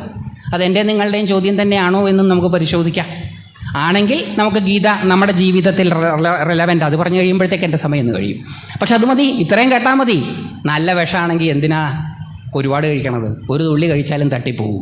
നല്ലതല്ല വിഷം, അല്ലെങ്കിൽ ഒരുപാട് കഴിച്ചാലും അജീർണം പിടിക്കും, നമുക്കും ബാക്കിയുള്ളവർക്കും ബുദ്ധിമുട്ടെന്നല്ലാണ്ട് ഒരു ഗുണം ഉണ്ടാവില്ല. അപ്പം നല്ല ഉഗ്രം വിഷം ഞാൻ തരുന്നതെന്നുള്ളതുകൊണ്ട് കുറച്ചടിച്ചാൽ മതി, ശരിയാവും. അപ്പോൾ അതുകൊണ്ട് ഈ ആദ്യത്തെ ശ്ലോകം അപ്പം ഇദ്ദേഹത്തിന് ഒരു പ്രത്യേക സിദ്ധി കൊടുക്കാമെന്ന് പറഞ്ഞു വ്യാസഭഗവാൻ. അതായത് ഈ യുദ്ധക്കളത്തിൽ നടക്കുന്ന സംഭവങ്ങൾ മുഴുവൻ കാണാനുള്ള ടെമ്പററി ഇൻസൈറ്റ് കൊടുക്കാമെന്ന് പറഞ്ഞു. പക്ഷേ ഭാവിയെക്കുറിച്ച് യഥാർത്ഥമായിട്ട് അറിയുന്നതിൽ താല്പര്യമില്ലാത്ത നമ്മളും അങ്ങനെയാണ്. ഭാവിയെക്കുറിച്ചിട്ട് അങ്ങനെ അറിയാൻ നമുക്കും അത്ര വലിയ താല്പര്യമൊന്നുമില്ല. അറിയണം എന്നുണ്ട്, പക്ഷേ കേൾക്കുന്ന വാർത്ത നെഗറ്റീവായിരിക്കുമോ എന്ന പേടി എപ്പോഴും നമ്മളിലുണ്ട് എന്നുള്ളത് കൊണ്ട് ഫ്യൂച്ചറിനെ കുറിച്ച് കൃത്യമായിട്ട് അറിയാൻ നമുക്കുണ്ടൊരു പേടി. പരീക്ഷയ്ക്ക് റിസൾട്ട് വരുമ്പം തോക്കോ ജയിക്കുമോ എന്ന് ഉറപ്പുള്ള മകൻ റിസൾട്ട് നോക്കാൻ പോകാൻ താമസിക്കും, മകളായാലും. അപ്പം നമ്മളും പറയും കുറച്ച് കഴിഞ്ഞിട്ട് പോയാൽ മതി, എന്തിനാ ധൃതി എന്നൊക്കെ ചോദിക്കും. കാരണം തോറ്റുപോയി എന്നുള്ള വാർത്ത കേൾക്കാൻ, നെഗറ്റീവായിട്ടുള്ള വാർത്തകൾ കേൾക്കാൻ നമുക്ക് താല്പര്യം കുറവാണ്. ധൃതരാഷ്ട്രരും അതേപോലെയായിരുന്നു. അപ്പോൾ ഇത് കാണാൻ കാഴ്ച കൊടുത്തു കഴിഞ്ഞാൽ പിന്നെ കണ്ടുകൊണ്ടിരിക്കില്ലേ? അതുകൊണ്ട് ധൃതരാഷ്ട്രർ പറഞ്ഞു എനിക്ക് ആ കാഴ്ച വേണ്ടാന്ന് പറഞ്ഞു വ്യാസഭഗവാനോട്. അപ്പോൾ വ്യാസൻ ഇത് കൊടുക്കാമെന്ന് പറഞ്ഞാൽ ഇനി ആർക്കെങ്കിലും കൊടുത്തിട്ട് പോണ്ടേ? അപ്പോൾ ഉടനെ സഞ്ജയന് കൊടുത്തു. സമ്യക്കാകും വണ്ണം ഇന്ദ്രിയങ്ങളെ ജയിച്ച ആൾക്കാർക്ക് മാത്രമേ ഉൾക്കാഴ്ച ഉണ്ടാവുള്ളൂ. അതുകൊണ്ട് അദ്ദേഹത്തിന് 2 ഭഗവത്ഗീത 1, 2, 3, 4, 5, 6 പേരാണ് ടോട്ടലി ഡയറക്റ്റായിട്ട് കേട്ടത്. ശ്രീകൃഷ്ണ ഭഗവാനും അർജുനനും, കൊടിമരത്തിലുണ്ടായിരുന്ന ഹനുമാൻ സ്വാമി, വ്യാസഭഗവാൻ, ഗണപതി, സഞ്ജയൻ. ഇവർ 6 പേരാണ് ശരിക്കും കേട്ടത്. വേറെ ആരും കേട്ടിട്ടില്ല. അപ്പോൾ സഞ്ജയന് ഡയറക്റ്റ് കൃഷ്ണൻ്റെ വിശ്വരൂപ ദർശനമൊക്കെ കണ്ട മഹാത്മാവും കൂടിയാണ് സഞ്ജയൻ. കാരണം ഇന്ദ്രിയങ്ങളെ സമ്യക്കാകും വണ്ണം ജയിച്ച ആളാണ് സഞ്ജയൻ. അപ്പം ഇന്ദ്രിയങ്ങളെ സമ്യക്കാകും വണ്ണം ജയിച്ചാൽ ഏകാഗ്രത ഉണ്ടാകും. ഏകാഗ്രതയുള്ള ആൾക്ക് മാത്രമേ ഉൾക്കാഴ്ച ഉണ്ടാവുള്ളൂ. ഉൾക്കാഴ്ച ഉണ്ടായിരുന്ന ആൾക്കാണ് ഈ കാഴ്ച കിട്ടിയത്. അപ്പോൾ ശരിയാ, കറക്റ്റ്. ധൃതരാഷ്ട്രർക്ക് കിട്ടാൻ പാടില്ല. അപ്പം സഞ്ജയന് ഉൾക്കാഴ്ച കൊടുത്തു. സഞ്ജയന് പക്ഷേ ഒരു കാര്യവും കൂടി ഇദ്ദേഹം പറഞ്ഞിരുന്നു, വ്യാസഭഗവാൻ പറഞ്ഞിരുന്നു, ചോദിക്കുമ്പോഴേ പറയാൻ പാടുള്ളൂ. അങ്ങനെയുണ്ട്. ഇതൊന്നും അവകാശമൊന്നുമല്ല. നമ്മുടെ ഇന്നത്തെ നാട്ടിൽ എല്ലാ അവകാശമാണല്ലോ. വിദ്യാഭ്യാസ അവകാശമാണ്, എല്ലാ അവകാശമാണ്. ഇതൊന്നും അവകാശമല്ല, ഇതൊക്കെ ഔദാര്യമാണ്. ഗുരുക്കന്മാരുടെ ഔദാര്യമാണ് വിദ്യ. മുഷ്ടി ചുരട്ടി വായുവിനെ മർദ്ദിച്ച് വിദ്യ നേടിയാൽ ആ വിദ്യ ശോഭിക്കില്ല. അതുകൊണ്ടാണ് നമ്മുടെ സർവകലാശാലകളിൽ പഠിക്കുന്ന പലരുടെയും വിദ്യ ശോഭിക്കാത്തത്. ഇത് മുഴുവൻ അവകാശമാണെന്നും പറഞ്ഞ് പിടിച്ചു വാങ്ങിച്ചുകൊണ്ടിരിക്കുകയാണ്. ഗുരു തരുന്ന ഔദാര്യമാണ് വിദ്യ. നചികേതസിന് യമധർമ്മൻ കൊടുത്ത ഔദാര്യമാണ് കഠോപനിഷത്ത്. അതുകൊണ്ടാണ് ഇത് ഇന്നും നിലനിൽക്കുന്നത്. ഹയഗ്രീവ മഹർഷി അഗസ്ത്യ മഹർഷിക്ക് കൊടുത്ത ഔദാര്യമാണ് ലളിതാ സഹസ്രനാമം. അതുകൊണ്ടാണ് ഇത് നിലനിൽക്കുന്നത്. ആ ഗുരുവിൻ്റെ ഔദാര്യമായിട്ട് കിട്ടിയത് മാത്രമേ നിലനിൽക്കുകയുള്ളൂ. പിടിച്ചു വാങ്ങിക്കുന്നത് നിലനിൽക്കില്ല. സമരം ചെയ്തൊക്കെ വാങ്ങിക്കില്ലേ, അതൊന്നും ശാശ്വതമല്ല. അതുകൊണ്ട് വിദ്യ അവകാശമൊന്നുമല്ല, ഔദാര്യമാണ്. ഇന്നത്തെ കാലഘട്ടത്തിൽ ഞാൻ ഈ പറയുന്നതിന് എന്ത് പ്രസക്തി ഉണ്ടെന്ന് എനിക്കറിയില്ല. പിള്ളേരാരും ഇല്ലാത്തതുകൊണ്ട് കുഴപ്പമില്ല. അതുകൊണ്ട് വലിയ കുഴപ്പമില്ലാതെ പറയുകയും ചെയ്യാം. അല്ലെങ്കിൽ വലിയ ഇതൊന്നും പറയാൻ തന്നെ പാടില്ല എന്നാണ്. മനുഷ്യാവകാശങ്ങളുടെ കാലഘട്ടത്തിൽ ആശയങ്ങൾ സധൈര്യം പറഞ്ഞാൽ വിലക്കുകൾ ഏർപ്പെടുത്തുന്ന ഒരു കാലഘട്ടത്തെ പുരോഗമനപരവും വികസിതവും എന്ന് ആരാ വിളിക്കുക? അപ്പോൾ അതുകൊണ്ട് ഇന്നത്തെ കാലത്ത് പലതും പറയുമ്പോൾ സൂക്ഷിച്ച് പറയണം. പിന്നെ നമ്മളെല്ലാവരും സെക്കൻഡ് ഹാഫിലുള്ളവരാണ് മിക്കവാറും എല്ലാവരും എന്നുള്ളതുകൊണ്ട് പേടിക്കേണ്ട ആവശ്യമില്ല എന്നുള്ളതുകൊണ്ടാണ്. പഴയ പുതിയ ആൾക്കാരൊക്കെ ഉണ്ടെങ്കിൽ ഒന്ന് സൂക്ഷിക്കണം. കാരണം എന്താ വെച്ചാൽ അവരെങ്ങനെയാണ് റെസ്പോണ്ട് ചെയ്യുക എന്ന് പറയാൻ പറ്റില്ല. അവരുടെ ഭാഷയും അവരുടെ ലോകവും ഒക്കെ കുറച്ച് വ്യത്യസ്തമാണ്. അപ്പോൾ അതുകൊണ്ട് ഔദാര്യമാണ്. ഇതൊന്നും അവകാശമൊന്നുമില്ല, ഇത് പിടിച്ചു വാങ്ങിക്കാനൊന്നും പറ്റില്ല. അപ്പം ചോദിച്ചാൽ മാത്രമേ പറയാൻ പാടുള്ളൂ, അല്ലാതെ വെറുതെ ഇങ്ങനെ കമൻട്രി പറയുന്ന പോലെ പറയരുത്. ചോദിച്ചാൽ പറയാം. യുദ്ധം തുടങ്ങി, മൂപ്പരാൻ ചോദിക്കുന്നില്ല എന്താ അവിടെ സംഭവിച്ചതെന്ന് ഒരു ചോദ്യമില്ല. അങ്ങനെ ഏകദേശം 10 ദിവസം കഴിഞ്ഞു. 18 ദിവസമുള്ളൂ ആകെ യുദ്ധം. 10 ദിവസം കഴിഞ്ഞു. ധൃതരാഷ്ട്രർ കമാന്നൊരു ചോദ്യം ചോദിക്കുന്നില്ല. അങ്ങോട്ട് നടക്കുന്നുണ്ട് സഞ്ജയൻ, ഇങ്ങോട്ട് നടക്കുന്നുണ്ട് സഞ്ജയൻ, അങ്ങനെ ചെയ്യുന്നുണ്ട് ഇങ്ങനെ ചെയ്യുന്നുണ്ട്. ഇയാൾ അത് മാത്രം എന്താ ചോദിക്കാത്തത്? കേൾക്കേണ്ടി വരുന്ന വാർത്ത നെഗറ്റീവായിരിക്കുമോ എന്ന് ധാരണയുള്ളവർ ഒരിക്കലും ഭാവിയെക്കുറിച്ച് കേൾക്കാൻ തൽപരരായിരിക്കുകയില്ല. ആരെ പോലെ? നമ്മളെ പോലെ. അപ്പോൾ ധൃതരാഷ്ട്രനും നമ്മളും തമ്മിലുള്ള സമാനത മനസ്സിലായില്ലേ? അപ്പോൾ അതുകൊണ്ട് ഇത് നടക്കുന്ന എല്ലാം കഴിഞ്ഞിട്ട് ഇങ്ങനെ ചോദിക്കുന്നില്ല. അവസാനം പറഞ്ഞു, മഹാത്മാവെ ഞാനൊന്ന് യുദ്ധക്കളത്തിൽ പോയി നോക്കട്ടെ. അങ്ങനെ 10ാമത്തെ ദിവസമാണ് ഇദ്ദേഹം യുദ്ധക്കളത്തിൽ ചെല്ലുന്നത്. അന്ന് ഭീഷ്മ പിതാമഹനെ ശരശയ്യയിൽ വീഴ്ത്തുന്ന ദിവസമാണ്. അപ്പോൾ ആ സഞ്ജയന് വേറൊരു വരവും കൂടി ഈ വ്യാസഭഗവാൻ കൊടുത്തിരുന്നു. യുദ്ധക്കളത്തിൽ പോയാൽ ആയുധങ്ങൾ കൊണ്ട് മുറിവൊന്നും വെക്കുകയില്ല, ഇമ്മ്യൂണിറ്റി കൊടുത്തിരുന്നു. ഇപ്പോൾ പത്രപ്രവർത്തകർക്കൊക്കെ ഇമ്മ്യൂണിറ്റി ഇല്ലേ? ഏത് അടിപിടി കൂടിയാലും അവരുടെ ക്യാമറ കൊണ്ട് ചെന്ന് കഴിഞ്ഞാൽ ഇപ്പോൾ കുറേശ്ശെ അവരുടെ കയ്യിലിരിപ്പുകാരന് അടി കിട്ടുന്നുണ്ടെന്നല്ലാണ്ട് സാധാരണഗതിയിൽ ഈ പത്രപ്രവർത്തകർക്ക് അടി കിട്ടുന്ന ഒരു പരിപാടിയില്ല. ഇപ്പോൾ കിട്ടുന്നുണ്ടത് അവരുടെ കയ്യിലിരിപ്പ് വേണ്ട. 2 കിട്ടിയാലേ അവരും കുറച്ചൊക്കെ നേരെയാവുള്ളൂ എന്നാണ് എൻ്റെ ഈ വാർത്തകളൊക്കെ കാണുമ്പോൾ ഒരു ധാരണ. അല്ലെങ്കിൽ അവർ ഇമ്മ്യൂണാണ്, അവർക്കൊരു ഇമ്മ്യൂണിറ്റി ഉണ്ട്. അത് അന്നേ ഉണ്ട്. വ്യാസഭഗവാൻ സഞ്ജയന് കൊടുത്തതാണ് ഇമ്മ്യൂണിറ്റി. ആയുധങ്ങളൊന്നും കൊള്ളില്ല. അപ്പോൾ അവിടെയൊക്കെ കറങ്ങി നടന്നു. അന്നാണ് ഏറ്റവും ദാരുണമായിട്ടുള്ള യുദ്ധം നടക്കുന്നത്. ഭീഷ്മ പിതാമഹൻ വീണു, ശരശയ്യയിലാണ് വീഴുന്നത്. ഇതൊക്കെ കണ്ട് തിരിച്ചു വന്ന് അത്ഭുതവുമുണ്ട്, സങ്കടവുമുണ്ട്, അതിഘോരമായ യുദ്ധം കണ്ടതിൻ്റെ ഒരു ഭയമുണ്ട്. ഈ വികാരങ്ങളെല്ലാം സമ്മിശ്രമായിട്ട് സഞ്ജയൻ അറിയാതെ ദുര്യോധനനോട് താൻ കണ്ട കാര്യങ്ങൾ പറയാണ്. തന്നോട് പറയാൻ പറഞ്ഞതല്ല. അപ്പോൾ ഈ ദുര്യോധനൻ ഈ യുദ്ധക്കളത്തിൽ, സഞ്ജയൻ യുദ്ധക്കളത്തിൽ നടന്ന കാര്യങ്ങളൊക്കെ പറഞ്ഞത് കേട്ടപ്പം ആകാംക്ഷാഭരിതനായി തീർന്ന ധൃതരാഷ്ട്രർ, തൻ്റെ ജിജ്ഞാസ ഇനി ഒട്ടും അടക്കാൻ പറ്റാത്തയാളായി തീർന്നു ധൃതരാഷ്ട്രർ. ആ ധൃതരാഷ്ട്രരാണ് ധൃതരാഷ്ട്ര ഉവാച. ധൃതരാഷ്ട്രർ പറഞ്ഞു, ചോദിച്ചു, ധർമ്മക്ഷേത്രേ കുരുക്ഷേത്രേ സർവക്ഷത്രസമാഗമേ മാമകാഃ പാണ്ഡവാശ്ചൈവ കിം അകുർവത സഞ്ജയ. അല്ലയോ സഞ്ജയ, ധർമ്മക്ഷേത്രമായ കുരുക്ഷേത്ര ഭൂമിയിൽ എല്ലാ ക്ഷത്രിയന്മാരും സമാഗതരായിരിക്കുന്നിടത്ത് എൻ്റെ ആൾക്കാരും പാണ്ഡവരുടെ ആൾക്കാരും എന്തു ചെയ്തു? കിം അകുർവത. അകുർവത എന്നുള്ളത് ഭൂതകാലമാണ്, അനദ്യതന ഭൂതകാലമാണ്. അദ്യതന ഭൂതകാലം, അനദ്യതന ഭൂതകാലം, അങ്ങനെ 2 ഭൂതകാലങ്ങളുണ്ട്. അദ്യതന ഭൂതകാലം എന്ന് പറഞ്ഞാൽ ഇന്ന് സൂര്യൻ ഉദിച്ച് കഴിഞ്ഞ മൊമെൻ്റ് വരെ നമ്മുടെ ജീവിതത്തിൽ സംഭവിച്ചത്, ഇന്ന് സംഭവിച്ചത് അദ്യതന ഭൂതകാലം. അനദ്യതന ഭൂതകാലം എന്ന് പറഞ്ഞാൽ ഇന്നലകൾക്ക് മുമ്പ് സംഭവിച്ചത്.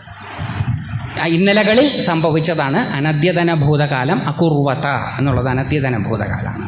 അപ്പം ലൈവ് റിലേ അല്ല ഭഗവത്ഗീത, റെക്കോർഡഡ് ടെലികാസ്റ്റാണ്. അതുകൊണ്ടും പാശ്ചാത്യരുടെ വാദം നിലനിൽക്കില്ല.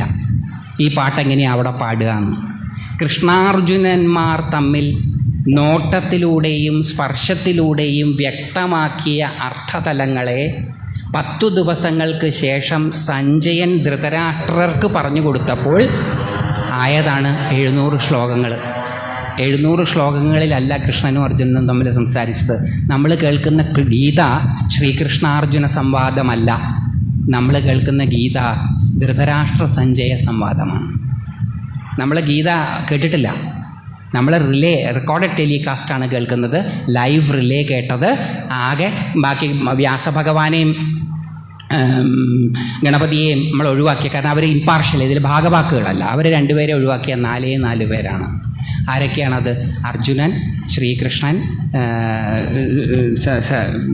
സഞ്ജയൻ, ഭഗവാൻ ഹനുമാൻ, പിന്നെ 10 ദിവസങ്ങൾക്ക് ശേഷം ഇദ്ദേഹം സഞ്ജയനും ധൃതരാഷ്ട്രരും. അതിൽ ഹനുമാനും നിഷ്പക്ഷനാണ്. ഹനുമാനും ഇതിലൊന്നും ഇൻവോൾവ് പാർട്ടിയല്ല, തേർഡ് പാർട്ടിയാണ്. അവിടെ ഇരുന്ന് കേട്ടു എന്നേ ഉള്ളൂ. അദ്ദേഹത്തിന് ഇതിലൊന്നും പക്ഷമൊന്നുമില്ല. അവിടെ ഇരിക്കുന്നു എന്ന് മാത്രമേ ഉള്ളൂ, എല്ലാം കണ്ടുകൊണ്ടിരിക്കുന്നു എന്നല്ലാണ്ട് ഇരിക്കുന്നതുകൊണ്ടാണ് ഈ രഥം നിലനിൽക്കുന്നത്. അർജുനൊരു അഹങ്കാരമുണ്ട്, എൻ്റെ രഥം എന്നൊക്കെ. 18ാമത്തെ ദിവസം കഴിഞ്ഞപ്പം കൃഷ്ണൻ പറഞ്ഞു, എന്നാൽ പിന്നെ നമുക്ക് താഴോട്ടിറങ്ങാമെന്ന് പറഞ്ഞ് ഇവർ രണ്ടുപേരും താഴോട്ടിറങ്ങി.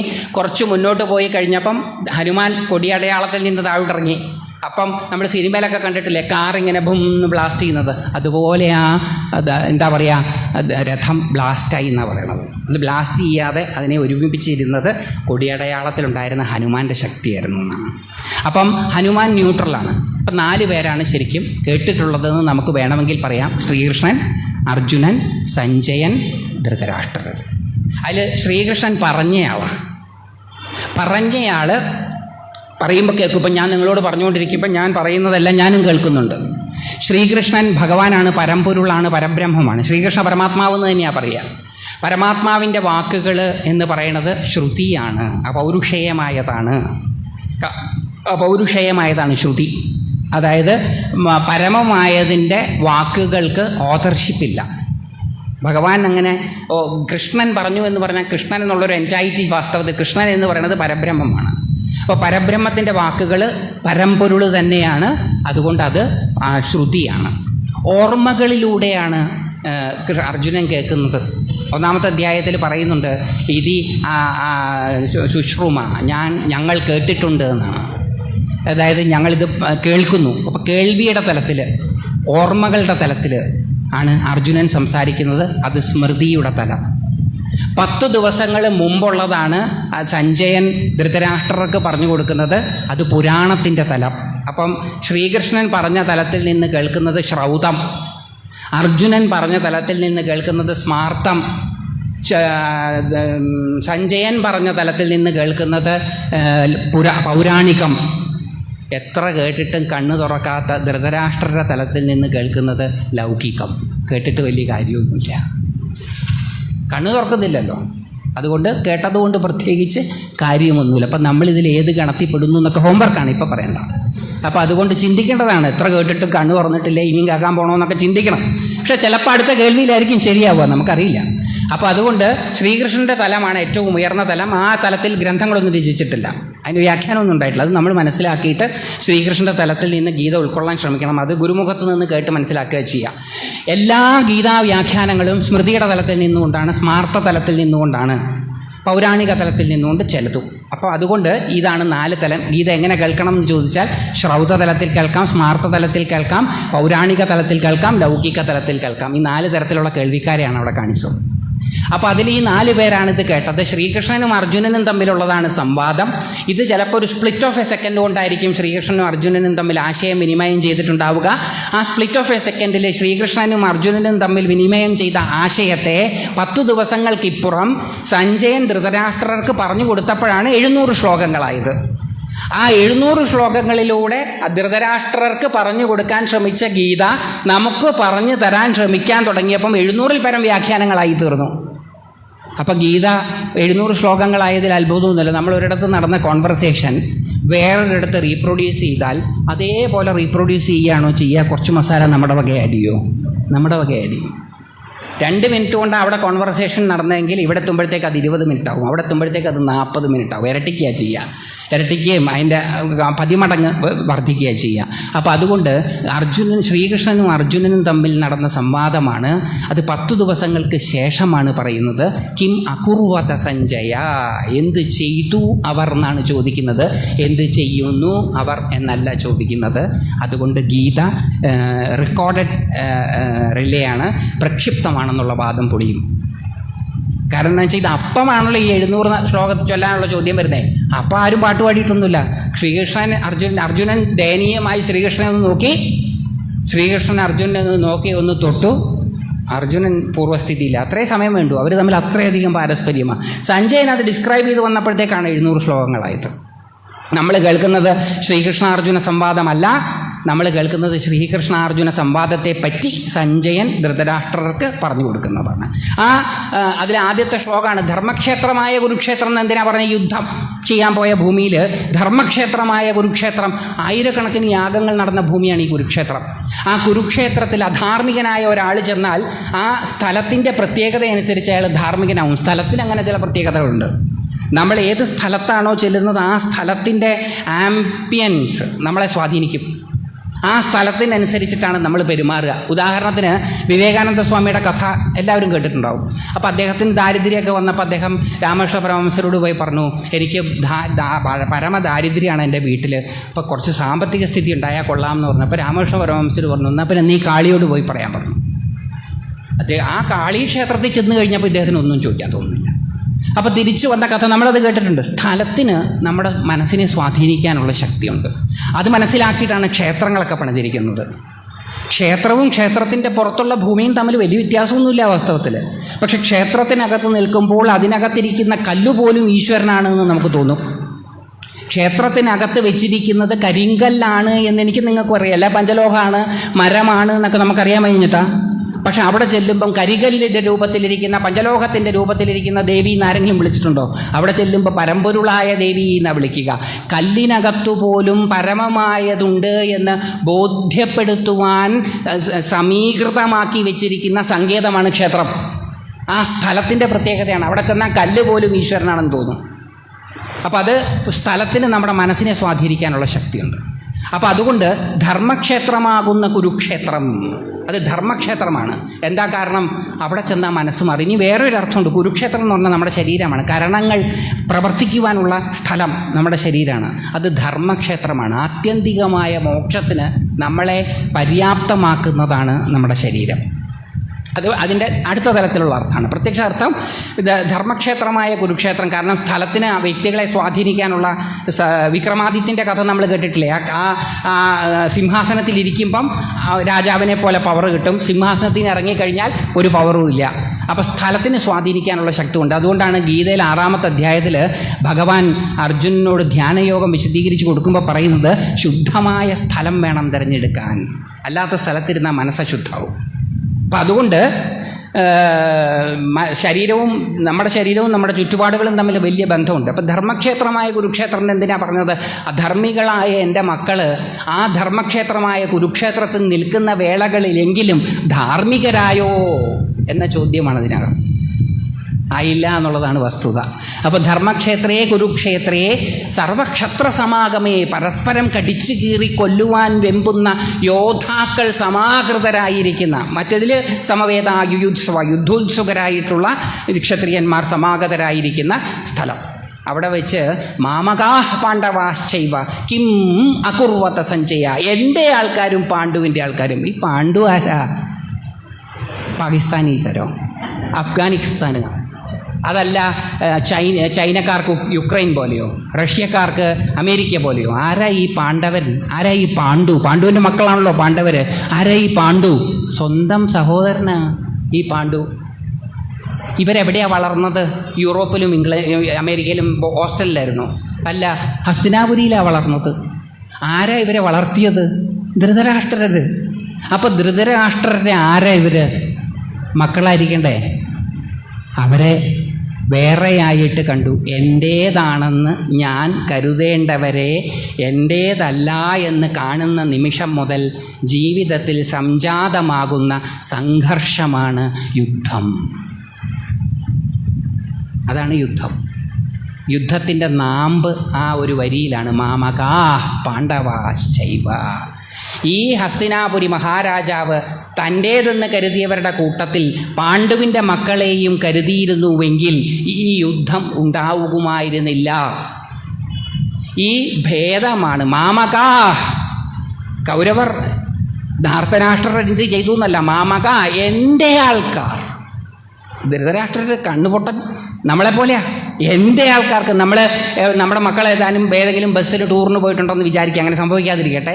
ആ ബസ് എവിടെയെങ്കിലും ഇടിച്ചു എന്ന് വിചാരിക്കുക. ആദ്യം നമ്മളെന്താ നോക്കുക? നമ്മുടെ മക്കളെ.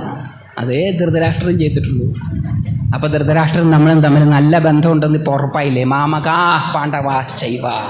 ഞാൻ എൻ്റേത് എനിക്കുള്ളത് എന്ന് തിരിച്ചറിയേണ്ടതിനെ എൻ്റേതും എനിക്കുള്ളതുമാണെന്ന് തിരിച്ചറിയാൻ പറ്റാതെ പോകുന്നിടത്ത് സംജാതമാകുന്നതാണ് ഈ യുദ്ധം.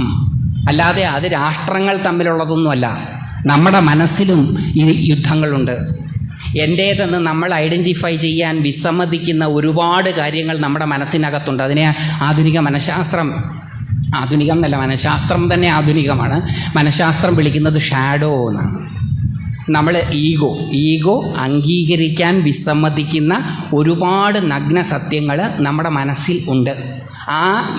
നമ്മളുടെ ഈഗോ, അഹങ്കാരം അംഗീകരിക്കാതെ അടിച്ചമർത്തുന്നത് ഷാഡോ. ഈ ഈഗോ ഷാഡോ കോൺഫ്ലിക്റ്റ് എല്ലാവരിലും ഉണ്ടാകും. അതുകൊണ്ട് എല്ലാവർക്കും ടെൻഷനും സ്ട്രെസ്സും സ്ട്രെയിനും ഒക്കെ ഉണ്ടാവും. വെറുതെ എനിക്കിപ്പം ടെൻഷൻ ഉണ്ടാവേണ്ട ഒരാവശ്യവും ഇല്ലല്ലോ എന്ന് പറഞ്ഞിട്ട് കാര്യമില്ല. ഉണ്ട്. നമ്മൾ അക്സെപ്റ്റ് ചെയ്യാത്തിടത്തോളം കാലം, നമ്മളിലെ നന്മതിന്മകളെ മുഴുവൻ നമ്മൾ സ്വീകരിക്കാത്തിടത്തോളം കാലം, നന്മകളെ മാത്രം സ്വീകരിച്ച് അതുമായിട്ട് ഐഡൻറ്റിഫൈ ചെയ്യാൻ ശ്രമിക്കുകയും നമ്മളിൽ തന്നെയുള്ള മോശം ഭാഗത്തെയും മോശം അനുഭവങ്ങളെയും തമസ്കരിച്ച് അത് നമ്മുടേതല്ല എന്ന് വരുത്തി തീർക്കാൻ നമ്മൾ ശ്രമിക്കുകയും ചെയ്യുന്നത് മുതൽ നമ്മുടെ ജീവിതത്തിൽ ഈ സംഘർഷം ഉണ്ട്. അപ്പം ഞാൻ എൻ്റേത് എനിക്കുള്ളത് എന്നുള്ളത് ചെറുപ്പം മുതലേ ഉള്ളതാണ്. ഇത് പുതിയ കാര്യമൊന്നുമല്ല. അത് ഹസ്തിനാപുരിയിൽ നടന്ന, കുരുക്ഷേത്ര ഭൂമിയിൽ നടന്ന യുദ്ധം മാത്രമൊന്നുമല്ല, നമ്മുടെ വീട്ടിൽ നടക്കുന്നതാണ്. ആദ്യത്തെ ഒരു കൊച്ചുണ്ടായി. ഇപ്പം കുട്ടികളുണ്ടാവണമെങ്കിൽ ഉരുളി കമഴ്ത്തിയാലേ ഉണ്ടാവുള്ളൂ. ഫെർട്ടിലിറ്റി കുറയുന്നു എന്നാണ് പറയണത്. നാട് തോറും ഇൻഫെർട്ടിലിറ്റി ക്ലിനിക്കാണ്. എൻ്റെയൊക്കെ ചെറുപ്പത്തിലാകെ 3 സ്ഥലത്തോ മറ്റോ ഈ ഇൻഫെർട്ടിലിറ്റി ക്ലിനിക്കുള്ളൂ. ഒന്ന് കൊച്ചിയിൽ, അതാണ് ഏറ്റവും ഫേമസ്, അതാണ് ആദ്യത്തേത്. പിന്നെ കോഴിക്കോട് ഒരെണ്ണം, തിരുവനന്തപുരത്ത് ഒരെണ്ണം. അങ്ങനെ ഇൻഫെർട്ടിലിറ്റി ക്ലിനിക്കുകളൊന്നും നമ്മളിൽ പലരും കണ്ട് വളർന്നിട്ടില്ല. ഇപ്പം വികസനം കൂടിയിരിക്കുക എന്നാണ് പറഞ്ഞത്. ഞങ്ങളുടെ നാട്ടിലും ഉണ്ട് ഇൻഫെർട്ടിലിറ്റി ക്ലിനിക്ക്. ഞങ്ങൾ പുരോഗമിക്കുകയാണെന്നാണ് പറയണത്. എന്ന് പറഞ്ഞാൽ എന്താ അതിൻ്റെ അർത്ഥം? പ്രത്യുൽപാദന ശേഷിയില്ലാത്തവരുടെ എണ്ണം കൂടുന്നു എന്നാണ് അർത്ഥം. പ്രത്യുൽപാദന ശേഷിയില്ലാത്തവരുടെ എണ്ണം കൂടുന്നതാണോ വികസനം എന്നാണ് എൻ്റെ ചോദ്യം. ഇതെന്ത് വികസന? ഇതാണോ വേണ്ടത് വികസനം? അപ്പോൾ ഇതാണ് ഇപ്പോഴത്തെ രീതി. ഇപ്പം ഗർഭം ഒരു രോഗം കൂടിയാണ്. ഗർഭിണിയായി കഴിഞ്ഞാൽ പിന്നെ ഒന്നും ചെയ്യാൻ പാടില്ല. പണ്ടതൊന്നുമല്ല, കാലമൊക്കെ പോയി. എന്നാൽ പോലും അപ്പോൾ ഈ കുട്ടികളുണ്ടാവണമെങ്കിൽ ഈ ഫെർട്ടിലിറ്റി ക്ലിനിക്ക് പോയാലും ഇപ്പോൾ ഉണ്ടാവുന്നില്ലെന്നാണ് പറയണത്. അപ്പോൾ അതുകൊണ്ട് മണ്ണാർശാലയിലും അതുപോലുള്ള സ്ഥലങ്ങളിലുമൊക്കെ പോയി ഉരുളി കമഴ്ത്തി എന്തൊക്കെ കമഴ്ത്തിയിട്ടാണ് ഒരു കൊച്ചുണ്ടാവുന്നത്. അങ്ങനെ ഉരുളിയൊക്കെ കമഴ്ത്തി കുട്ടികളുണ്ടായി. ആദ്യത്തെ കൊച്ചുണ്ടായി, സമാധാനമായി. അതിന് ഉത്സവം വരുമ്പോൾ ഒരു PP വാങ്ങിച്ചു കൊടുത്തു, അല്ലെ ഇന്നത്തെ കാലത്ത് എന്തെങ്കിലും വാങ്ങിച്ചു കൊടുത്തു. വീട്ടിൽ സമാധാനമായി പോകുന്നു. ഒരു കുട്ടി മാത്രം പോരാ, രണ്ടാമത്തെ കുട്ടിയും വേണം. അങ്ങനെ രണ്ടാമത്തെ ഉരുളിയും കമഴ്ത്തി രണ്ടാമത്തെ കുട്ടി ഉണ്ടായി. രണ്ടാമത്തെ കുട്ടി ഉണ്ടായപ്പോൾ രണ്ടും എൻ്റെ കുട്ടികളാണല്ലോ. ഞാൻ 2 പേരും ജനിച്ചത് ഉരുളി കമഴ്ത്തിയിട്ടുമാണ്. അപ്പോൾ രണ്ടും എൻ്റെ കുട്ടികളാണ്. അതുകൊണ്ട് 2 പേർക്ക് കളിക്കാൻ വേണ്ടി ഒരു PP ഞാൻ പോയി വാങ്ങിച്ചുകൊണ്ട് വന്നു. ഉത്സവത്തിന്, എല്ലാ ഉത്സവത്തിനും വാങ്ങിച്ചുകൊണ്ട് വരുന്ന പോലെ ഒരു PP വാങ്ങിച്ചുകൊണ്ട് വന്നു. ഇന്നും തീർന്നിട്ടില്ല അതിൻ്റെ സമാധാനക്കേട്. ഒറ്റ PP, 2 എൻ്റെ മക്കളല്ലേ, 2 ഉരുളി കമഴ്ത്തിയിട്ടാണ് ഉണ്ടായത്. അപ്പോൾ 2 പേർക്കും കൂടെ വേണ്ടി ഒരു PP വാങ്ങിച്ചുകൊണ്ട് വന്ന് ഞാൻ എന്നിട്ട് പറഞ്ഞു, മക്കളെ ഷെയർ ചെയ്യണം. 2 പേരും തമ്മിൽ ഷെയറിങ് തുടങ്ങിയതിൻ്റെ ഭാഗമായിട്ട് ഇപ്പോൾ സിവിൽ കോർട്ടിൽ നിൽക്കുകയാണ് ഷെയറിങ്. സംഘർഷം, ഞാൻ എൻ്റേത് എനിക്കുള്ളത് എന്ന് എവിടെയൊക്കെ നമ്മൾ പറയാൻ ശ്രമിക്കുന്നുവോ അപ്പോഴെല്ലാം സംഘർഷമുണ്ടാകും. ടെറിറ്റോറിയൽ കോൺസെപ്റ്റ് എവിടെയെല്ലാം ഉണ്ടോ അവിടെയെല്ലാം സംഘർഷമുണ്ടാകും. ഇനി മനുഷ്യരുടെ ഇത് ചെറിയ കാര്യമാണ്. അപ്പം കുടുംബത്തിൽ സംഘർഷം, തറവാട്ടിലെ ചെറിയ കുടുംബങ്ങൾ തമ്മിൽ സംഘർഷം, ഗ്രാമത്തിൽ തറവാടുകൾ തമ്മിൽ സംഘർഷം, നാട്ടിലെ ഗ്രാമങ്ങൾ തമ്മിൽ സംഘർഷം, അങ്ങനെ വളർന്ന് രാജ്യങ്ങൾ തമ്മിൽ സംഘർഷം. രാജ്യവും അങ്ങനെ തന്നെ. ഈ ടെറിട്ടോറിയൽ ബോധം മൃഗീയമാണ്. മൃഗീയം എന്ന് കേട്ടാൽ നമ്മൾ വിഷമിക്കുകയൊന്നും വേണ്ട. ടെറിട്ടോറിയൽ കോൺസെപ്റ്റ്, രാജ്യമെന്ന സങ്കല്പം മൃഗീയമായ ഒരു സങ്കല്പമാണ്. കേൾക്കുമ്പോൾ വിഷമിക്കുകയൊന്നും വേണ്ട. നമ്മളെ മൃഗീയ ബോധമുള്ളവർ എന്ന് വിളിച്ചു എന്നുള്ള പരാതിയൊന്നും വേണ്ട. അങ്ങനെ പരാതിപ്പെടാൻ ആർക്കെങ്കിലും അധികാരം ഉണ്ടെങ്കിൽ അത് മൃഗങ്ങൾക്ക് മാത്രമാണ്. മനുഷ്യരെ ഞങ്ങളുടെ പേരിൽ വിളിച്ചു എന്നുള്ളത് വലിയ അപരാധമായിട്ട് അവർക്ക് കണക്കാക്കാം. അവരുടെ പേരിൽ നമ്മളെ വിളിച്ചാൽ അത് അപരാധമായിട്ട് കണക്കാക്കേണ്ട ഒരാവശ്യമില്ല. കാരണം ഒരു മൃഗഫാമിലിയും ചെയ്യാത്ത സംഗതികളാണ് മനുഷ്യൻ തമ്മിൽ ചെയ്തുകൊണ്ടിരിക്കുന്നത്. ആധ്യാത്മികരായാലും അനാധ്യാത്മികരായാലും വൃത്തികെട്ട കാര്യങ്ങൾ, മൃഗങ്ങൾ പോലും അവരുടെ ജീവിതത്തിൽ ഒരിക്കൽ പോലും ചെയ്യാൻ വിസമ്മതിക്കുന്ന കാര്യങ്ങളാണ് മനുഷ്യൻ എന്ന മൃഗം ചെയ്തുകൊണ്ടിരിക്കുന്നത് എന്നുള്ളത് കൊണ്ട് മൃഗീയത എന്ന് പറഞ്ഞു കഴിഞ്ഞാൽ വിഷമിക്കേണ്ട ആവശ്യമൊന്നും നമുക്കില്ല, അവർക്കുണ്ട്. ഈ ദുഷ്ടന്മാരായിട്ടുള്ള മനുഷ്യരാശിയെ ഞങ്ങളുടെ പേരിൽ വിളിക്കാൻ നിങ്ങൾക്കെന്താ അധികാരം എന്ന് ചോദിച്ചാൽ അത് ഞാൻ അവരുമായിട്ട് വേറെ ഡീൽ ചെയ്തോളാം. അപ്പം അതുകൊണ്ട് ടെറിട്ടോറിയൽ കോൺസെപ്റ്റ്, ഈ നാഷൻ, രാജ്യം, രാജ്യബോധം, രാഷ്ട്രസ്നേഹം, അത് മൃഗീയമാണ്. ടെറിട്ടോറിയൽ ബോധം എല്ലാ മൃഗങ്ങൾക്കും ഉള്ളതാണ്. എല്ലാ മൃഗങ്ങൾക്കും ടെറിട്ടോറിയൽ ബോധമുണ്ട്. കാക്കകൾ ഒരുമയ്ക്ക് വളരെ പേര് കേട്ടവരെ ഈ കാക്കക്കൂട്ടത്തിലേക്ക് ഒരെണ്ണത്തിനെ കല്ലെറിഞ്ഞാൽ അടപ്പ് തെറിക്കും. ആ കാക്കകളെല്ലാം കൂട്ടമായിട്ട് വന്ന് തലയ്ക്ക് കൊത്തും, അത് ഉറപ്പാണ്. ആ കാക്കക്കൂട്ടത്തിലേക്ക്, ഒരുമയ്ക്ക് പേര് കേട്ട കാക്കക്കൂട്ടത്തിലേക്ക് വേറൊരു കാക്കക്കൂട്ടത്തിൽ നിന്നൊരു കാക്ക വഴിതെറ്റി വന്നാൽ കാക്കകൾ പാലും തേനും കൊടുത്ത് സ്വീകരിക്കുമോ? കൊത്തിക്കൊല്ലാൻ ശ്രമിക്കുമോ? കൊത്തിക്കൊല്ലാൻ ശ്രമിക്കും. ഇത് തന്നെയാണ് നമ്മളും ചെയ്യുന്നത്. കാക്കകൾ കൊണ്ട് ടെറിട്ടോറിയൽ കോൺസെപ്റ്റ്, കുരങ്ങുകൾ കൊണ്ട് ടെറിട്ടോറിയൽ കോൺസെപ്റ്റ്, നായ്ക്കൾ കൊണ്ട് ടെറിട്ടോറിയൽ കോൺസെപ്റ്റ്, മനുഷ്യർക്കുമുണ്ട് ടെറിട്ടോറിയൽ കോൺസെപ്റ്റ്. മനുഷ്യരുടെ ടെറിട്ടോറിയൽ കോൺസെപ്റ്റ് ഗ്ലോറിഫൈ ചെയ്തവൻ വിളിക്കുന്ന വെറും പേര് മാത്രമാണ് രാഷ്ട്രം, രാഷ്ട്രസ്നേഹം. രാഷ്ട്രസ്നേഹത്തിൽ അഭിമാനപൂരിതമാകണം എന്ന് പറഞ്ഞാൽ മൃഗീയരാകണം എന്നാണ് അർത്ഥം. നിങ്ങൾക്ക് വിയോജിക്കാനുള്ള എല്ലാ അവകാശവും തന്നുകൊണ്ട് ഞാൻ എൻ്റെ രോഷം വ്യക്തമാക്കട്ടെ. കാരണം മനുഷ്യൻ തമ്മിൽ കൊല്ലുകയാണ്. എന്തിനാണ് ഈ കൊല നടത്തുന്നത്? എത്രയോ കുടുംബങ്ങൾ അനാഥമാകുന്നു. എന്തിന്? രാഷ്ട്രസ്നേഹത്തിൻ്റെ പേരിൽ. എൻ്റെ രാജ്യം, അത് തന്നെയാണ് കുരങ്ങന്മാർ പറയണത്, അത് തന്നെയാണ് കാക്കക്കൂട്ടങ്ങൾ പറയണത്, അത് തന്നെയാണ് സിംഹങ്ങൾ പറയണത്, അത് തന്നെയാണ് ഈ നാട്ടിലെ എല്ലാ മൃഗങ്ങളും പറയുന്നത്. അതുകൊണ്ട് രാജ്യസ്നേഹം എന്ന് പറയുന്നത് മൃഗീയമായതാണ്, സങ്കുചിതമായതാണ്, സംഘർഷഭരിതമായതാണ്. പിന്നെ എന്താ ഇതിന് പരിഹാരം? എൻ്റെ മഹർഷീശ്വരന്മാരതിന് പരിഹാരം പറഞ്ഞിട്ടുണ്ട്. വസുധൈവ കുടുംബകം. ഇതിനെല്ലാം പരിഹാരം എൻ്റെ മഹർഷീശ്വരന്മാർ പറഞ്ഞിട്ടുണ്ട്. വസുധൈവ കുടുംബകം. ഈ ലോകം മുഴുവൻ എൻ്റെ കുടുംബമാണ്. ലോകമേ തറവാടു തനിക്ക് പൂക്കളും പുഴുക്കളും പുൽകളും പൂക്കളും പുഴുക്കളും കൂടി തൻ കുടുംബക്കാർ. ലോകമേ തറവാട്. ശങ്കരാചാര്യര് അദ്ദേഹത്തിൻ്റെ പ്രസിദ്ധമായിട്ടുള്ള അന്നപൂർണേശ്വരി സ്തോത്രത്തിൽ പാടി, പിതാദേവോ മാതാമേ പാർവതീദേവി പിതാദേവോ മഹേശ്വര ബാന്ധവാ ശിവഭക്താശ്ച സ്വദേശോ ഭുവനത്രയം. ഇത് മുഴുവനും എൻ്റേതാണ്. ഞാൻ വാസ്തവത്തിൽ ഇന്ത്യക്കാരൻ എന്നുള്ളത് സാങ്കേതികം മാത്രമാണ്. ഞാൻ വിശ്വലോക പൗരനാണ്. ഇവിടുത്തെ മനുഷ്യനാണ് ഞാൻ. മറ്റ് മൃഗങ്ങളെ പോലെ മറ്റൊരു മൃഗമാണ് ഈ ലോകത്തിൽ ജീവിക്കാൻ അവകാശമുള്ള. അപ്പോൾ ടെറിട്ടോറിയൽ ബോധം ഗ്ലോറിഫൈ ചെയ്തിട്ടുള്ളൊരു ബോധം മാത്രമാണ്. അത് മഹത്തരമായതല്ല, സങ്കുചിതമായതാണ്, അത് സംഘർഷഭരിതമായതാണ്, യുദ്ധം ജനിപ്പിക്കുന്നതാണ്. ഈ ലോകത്തുണ്ടായിട്ടുള്ള എല്ലാ യുദ്ധങ്ങളും ഈ ടെറിട്ടോറിയൽ കോൺസെപ്റ്റിൽ നിന്നുണ്ടായിട്ടുള്ള യുദ്ധങ്ങളാണ്. അല്ലാത്ത ഏത് കോൺസെപ്റ്റിൽ യുദ്ധങ്ങൾ ഉണ്ടായിട്ടുള്ളത്? അത് വീട്ടിലെ പി മുതൽ രാജ്യങ്ങൾ തമ്മിലുള്ള യുദ്ധങ്ങൾ വരെ. അതുകൊണ്ട് എന്താ പറയുക, ജനനീ ജന്മഭൂമിശ്ച സ്വർഗാദപി ഗരീയസി എന്നൊക്കെ ഉള്ളത് പിൽക്കാലത്ത് എഴുതിയുണ്ടാക്കിയത് മാത്രമാണ്. ഈ ജന്മഭൂമി കോൺസെപ്റ്റാണ് നമ്മളെ യുദ്ധത്തിന് സന്നദ്ധരാക്കുന്നത്. എത്രയോ നിഷ്കളങ്കരായ, ജീവിക്കാൻ വേണ്ടി മാത്രം പട്ടാളത്തിൽ ജോലിയെടുക്കുന്ന നിസ്സഹായരായ മനുഷ്യരെ നിഷ്കരുണം വെടിവെച്ചു വീഴ്ത്തുന്നത് മാഹാത്മ്യമാണ് എന്ന് ആർക്കാ പറയാൻ സാധിക്കുക? അപ്പം നമ്മുടെ മഹർഷീശ്വരന്മാർക്ക് ഇതിനെല്ലാം പരിഹാരങ്ങളുണ്ട്. അവരെല്ലാം കൃത്യമായിട്ട് കണ്ടു പറഞ്ഞു. അതിന് പരിഹാരവും അവർ പറഞ്ഞു. അവരത് മാത്രമല്ല, അവർ ഭാരതീയ സുഖിനോ ഭവന്തു എന്നല്ല പറഞ്ഞത്, ലോകാ സമസ്ത സുഖിനോ ഭവന്തു എന്നാണ് പറഞ്ഞത്. ഭാരതീയ സമസ്ത സുഖിനോ ഭവന്തു എന്നല്ല. ഭാരതീയർക്ക് മാത്രം സുഖമുണ്ടാകാനല്ല, ലോകം മുഴുവൻ സുഖമുണ്ടാകട്ടെ. കൃണ്വന്തു വിശ്വമാര്യം. ഈ ലോകത്തെ മുഴുവൻ ശ്രേഷ്ഠരാക്കാൻ ശ്രമിക്കൂ. എന്നൊക്കെയാണ് അവർ പറഞ്ഞത്. അപ്പോൾ വസുധൈവ കുടുംബകം, ഈ ലോകം മുഴുവൻ മഹോപനിഷത്തിലാണ് ഈ വസുധൈവ കുടുംബകം എന്നുള്ള വരിയുള്ളത്. മഹോപനിഷത്ത് എന്നുള്ളത് ഒരു വൈഷ്ണവ ഉപനിഷത്താണ്. ആ വൈഷ്ണവ ഉപനിഷത്തിലെ ഒരു വരിയാണ് ഈ വസുദൈവ കുടുംബകം. സങ്കുചിതമായിട്ട് ഇത് മാത്രമാണ് എൻ്റെ കുടുംബം എന്ന് ധരിക്കുന്നയാൾ സങ്കുചിതനാണ് എന്നും, വസുധ ഭൂമി മുഴുവനും തൻ്റെ കുടുംബമാണെന്ന് ധരിക്കുന്നവനാണ് വിശാലൻ എന്നുമാണ് പറയുന്നത്. ആ അണുവിൽ നിന്ന് പരമാണുവിലേക്ക് ഉയരാനുള്ള സാങ്കേതിക വഴിയാണ് ഭാരതീയത. അപ്പോൾ അതുകൊണ്ട് ഞാൻ എൻ്റേത് എനിക്കുള്ളത് എന്നുള്ളത് എവിടെയൊക്കെ ഉണ്ടോ അതെല്ലാം സംഘർഷഭരിതമാണ്. മാമകാ പാണ്ഡവാശ്ചൈവ കിം അകുർവത സഞ്ജയ. മമത കൊണ്ട് എന്താ ഇത്ര പ്രശ്നം? ഞങ്ങൾ ഇത്രയധികം, ഇനി പറയാൻ പോകുന്നത് ഞാൻ സംക്ഷിപ്തമായിട്ടേ പറയുള്ളൂ, എനിക്ക് അധികം സമയമില്ലാത്തതുകൊണ്ട്.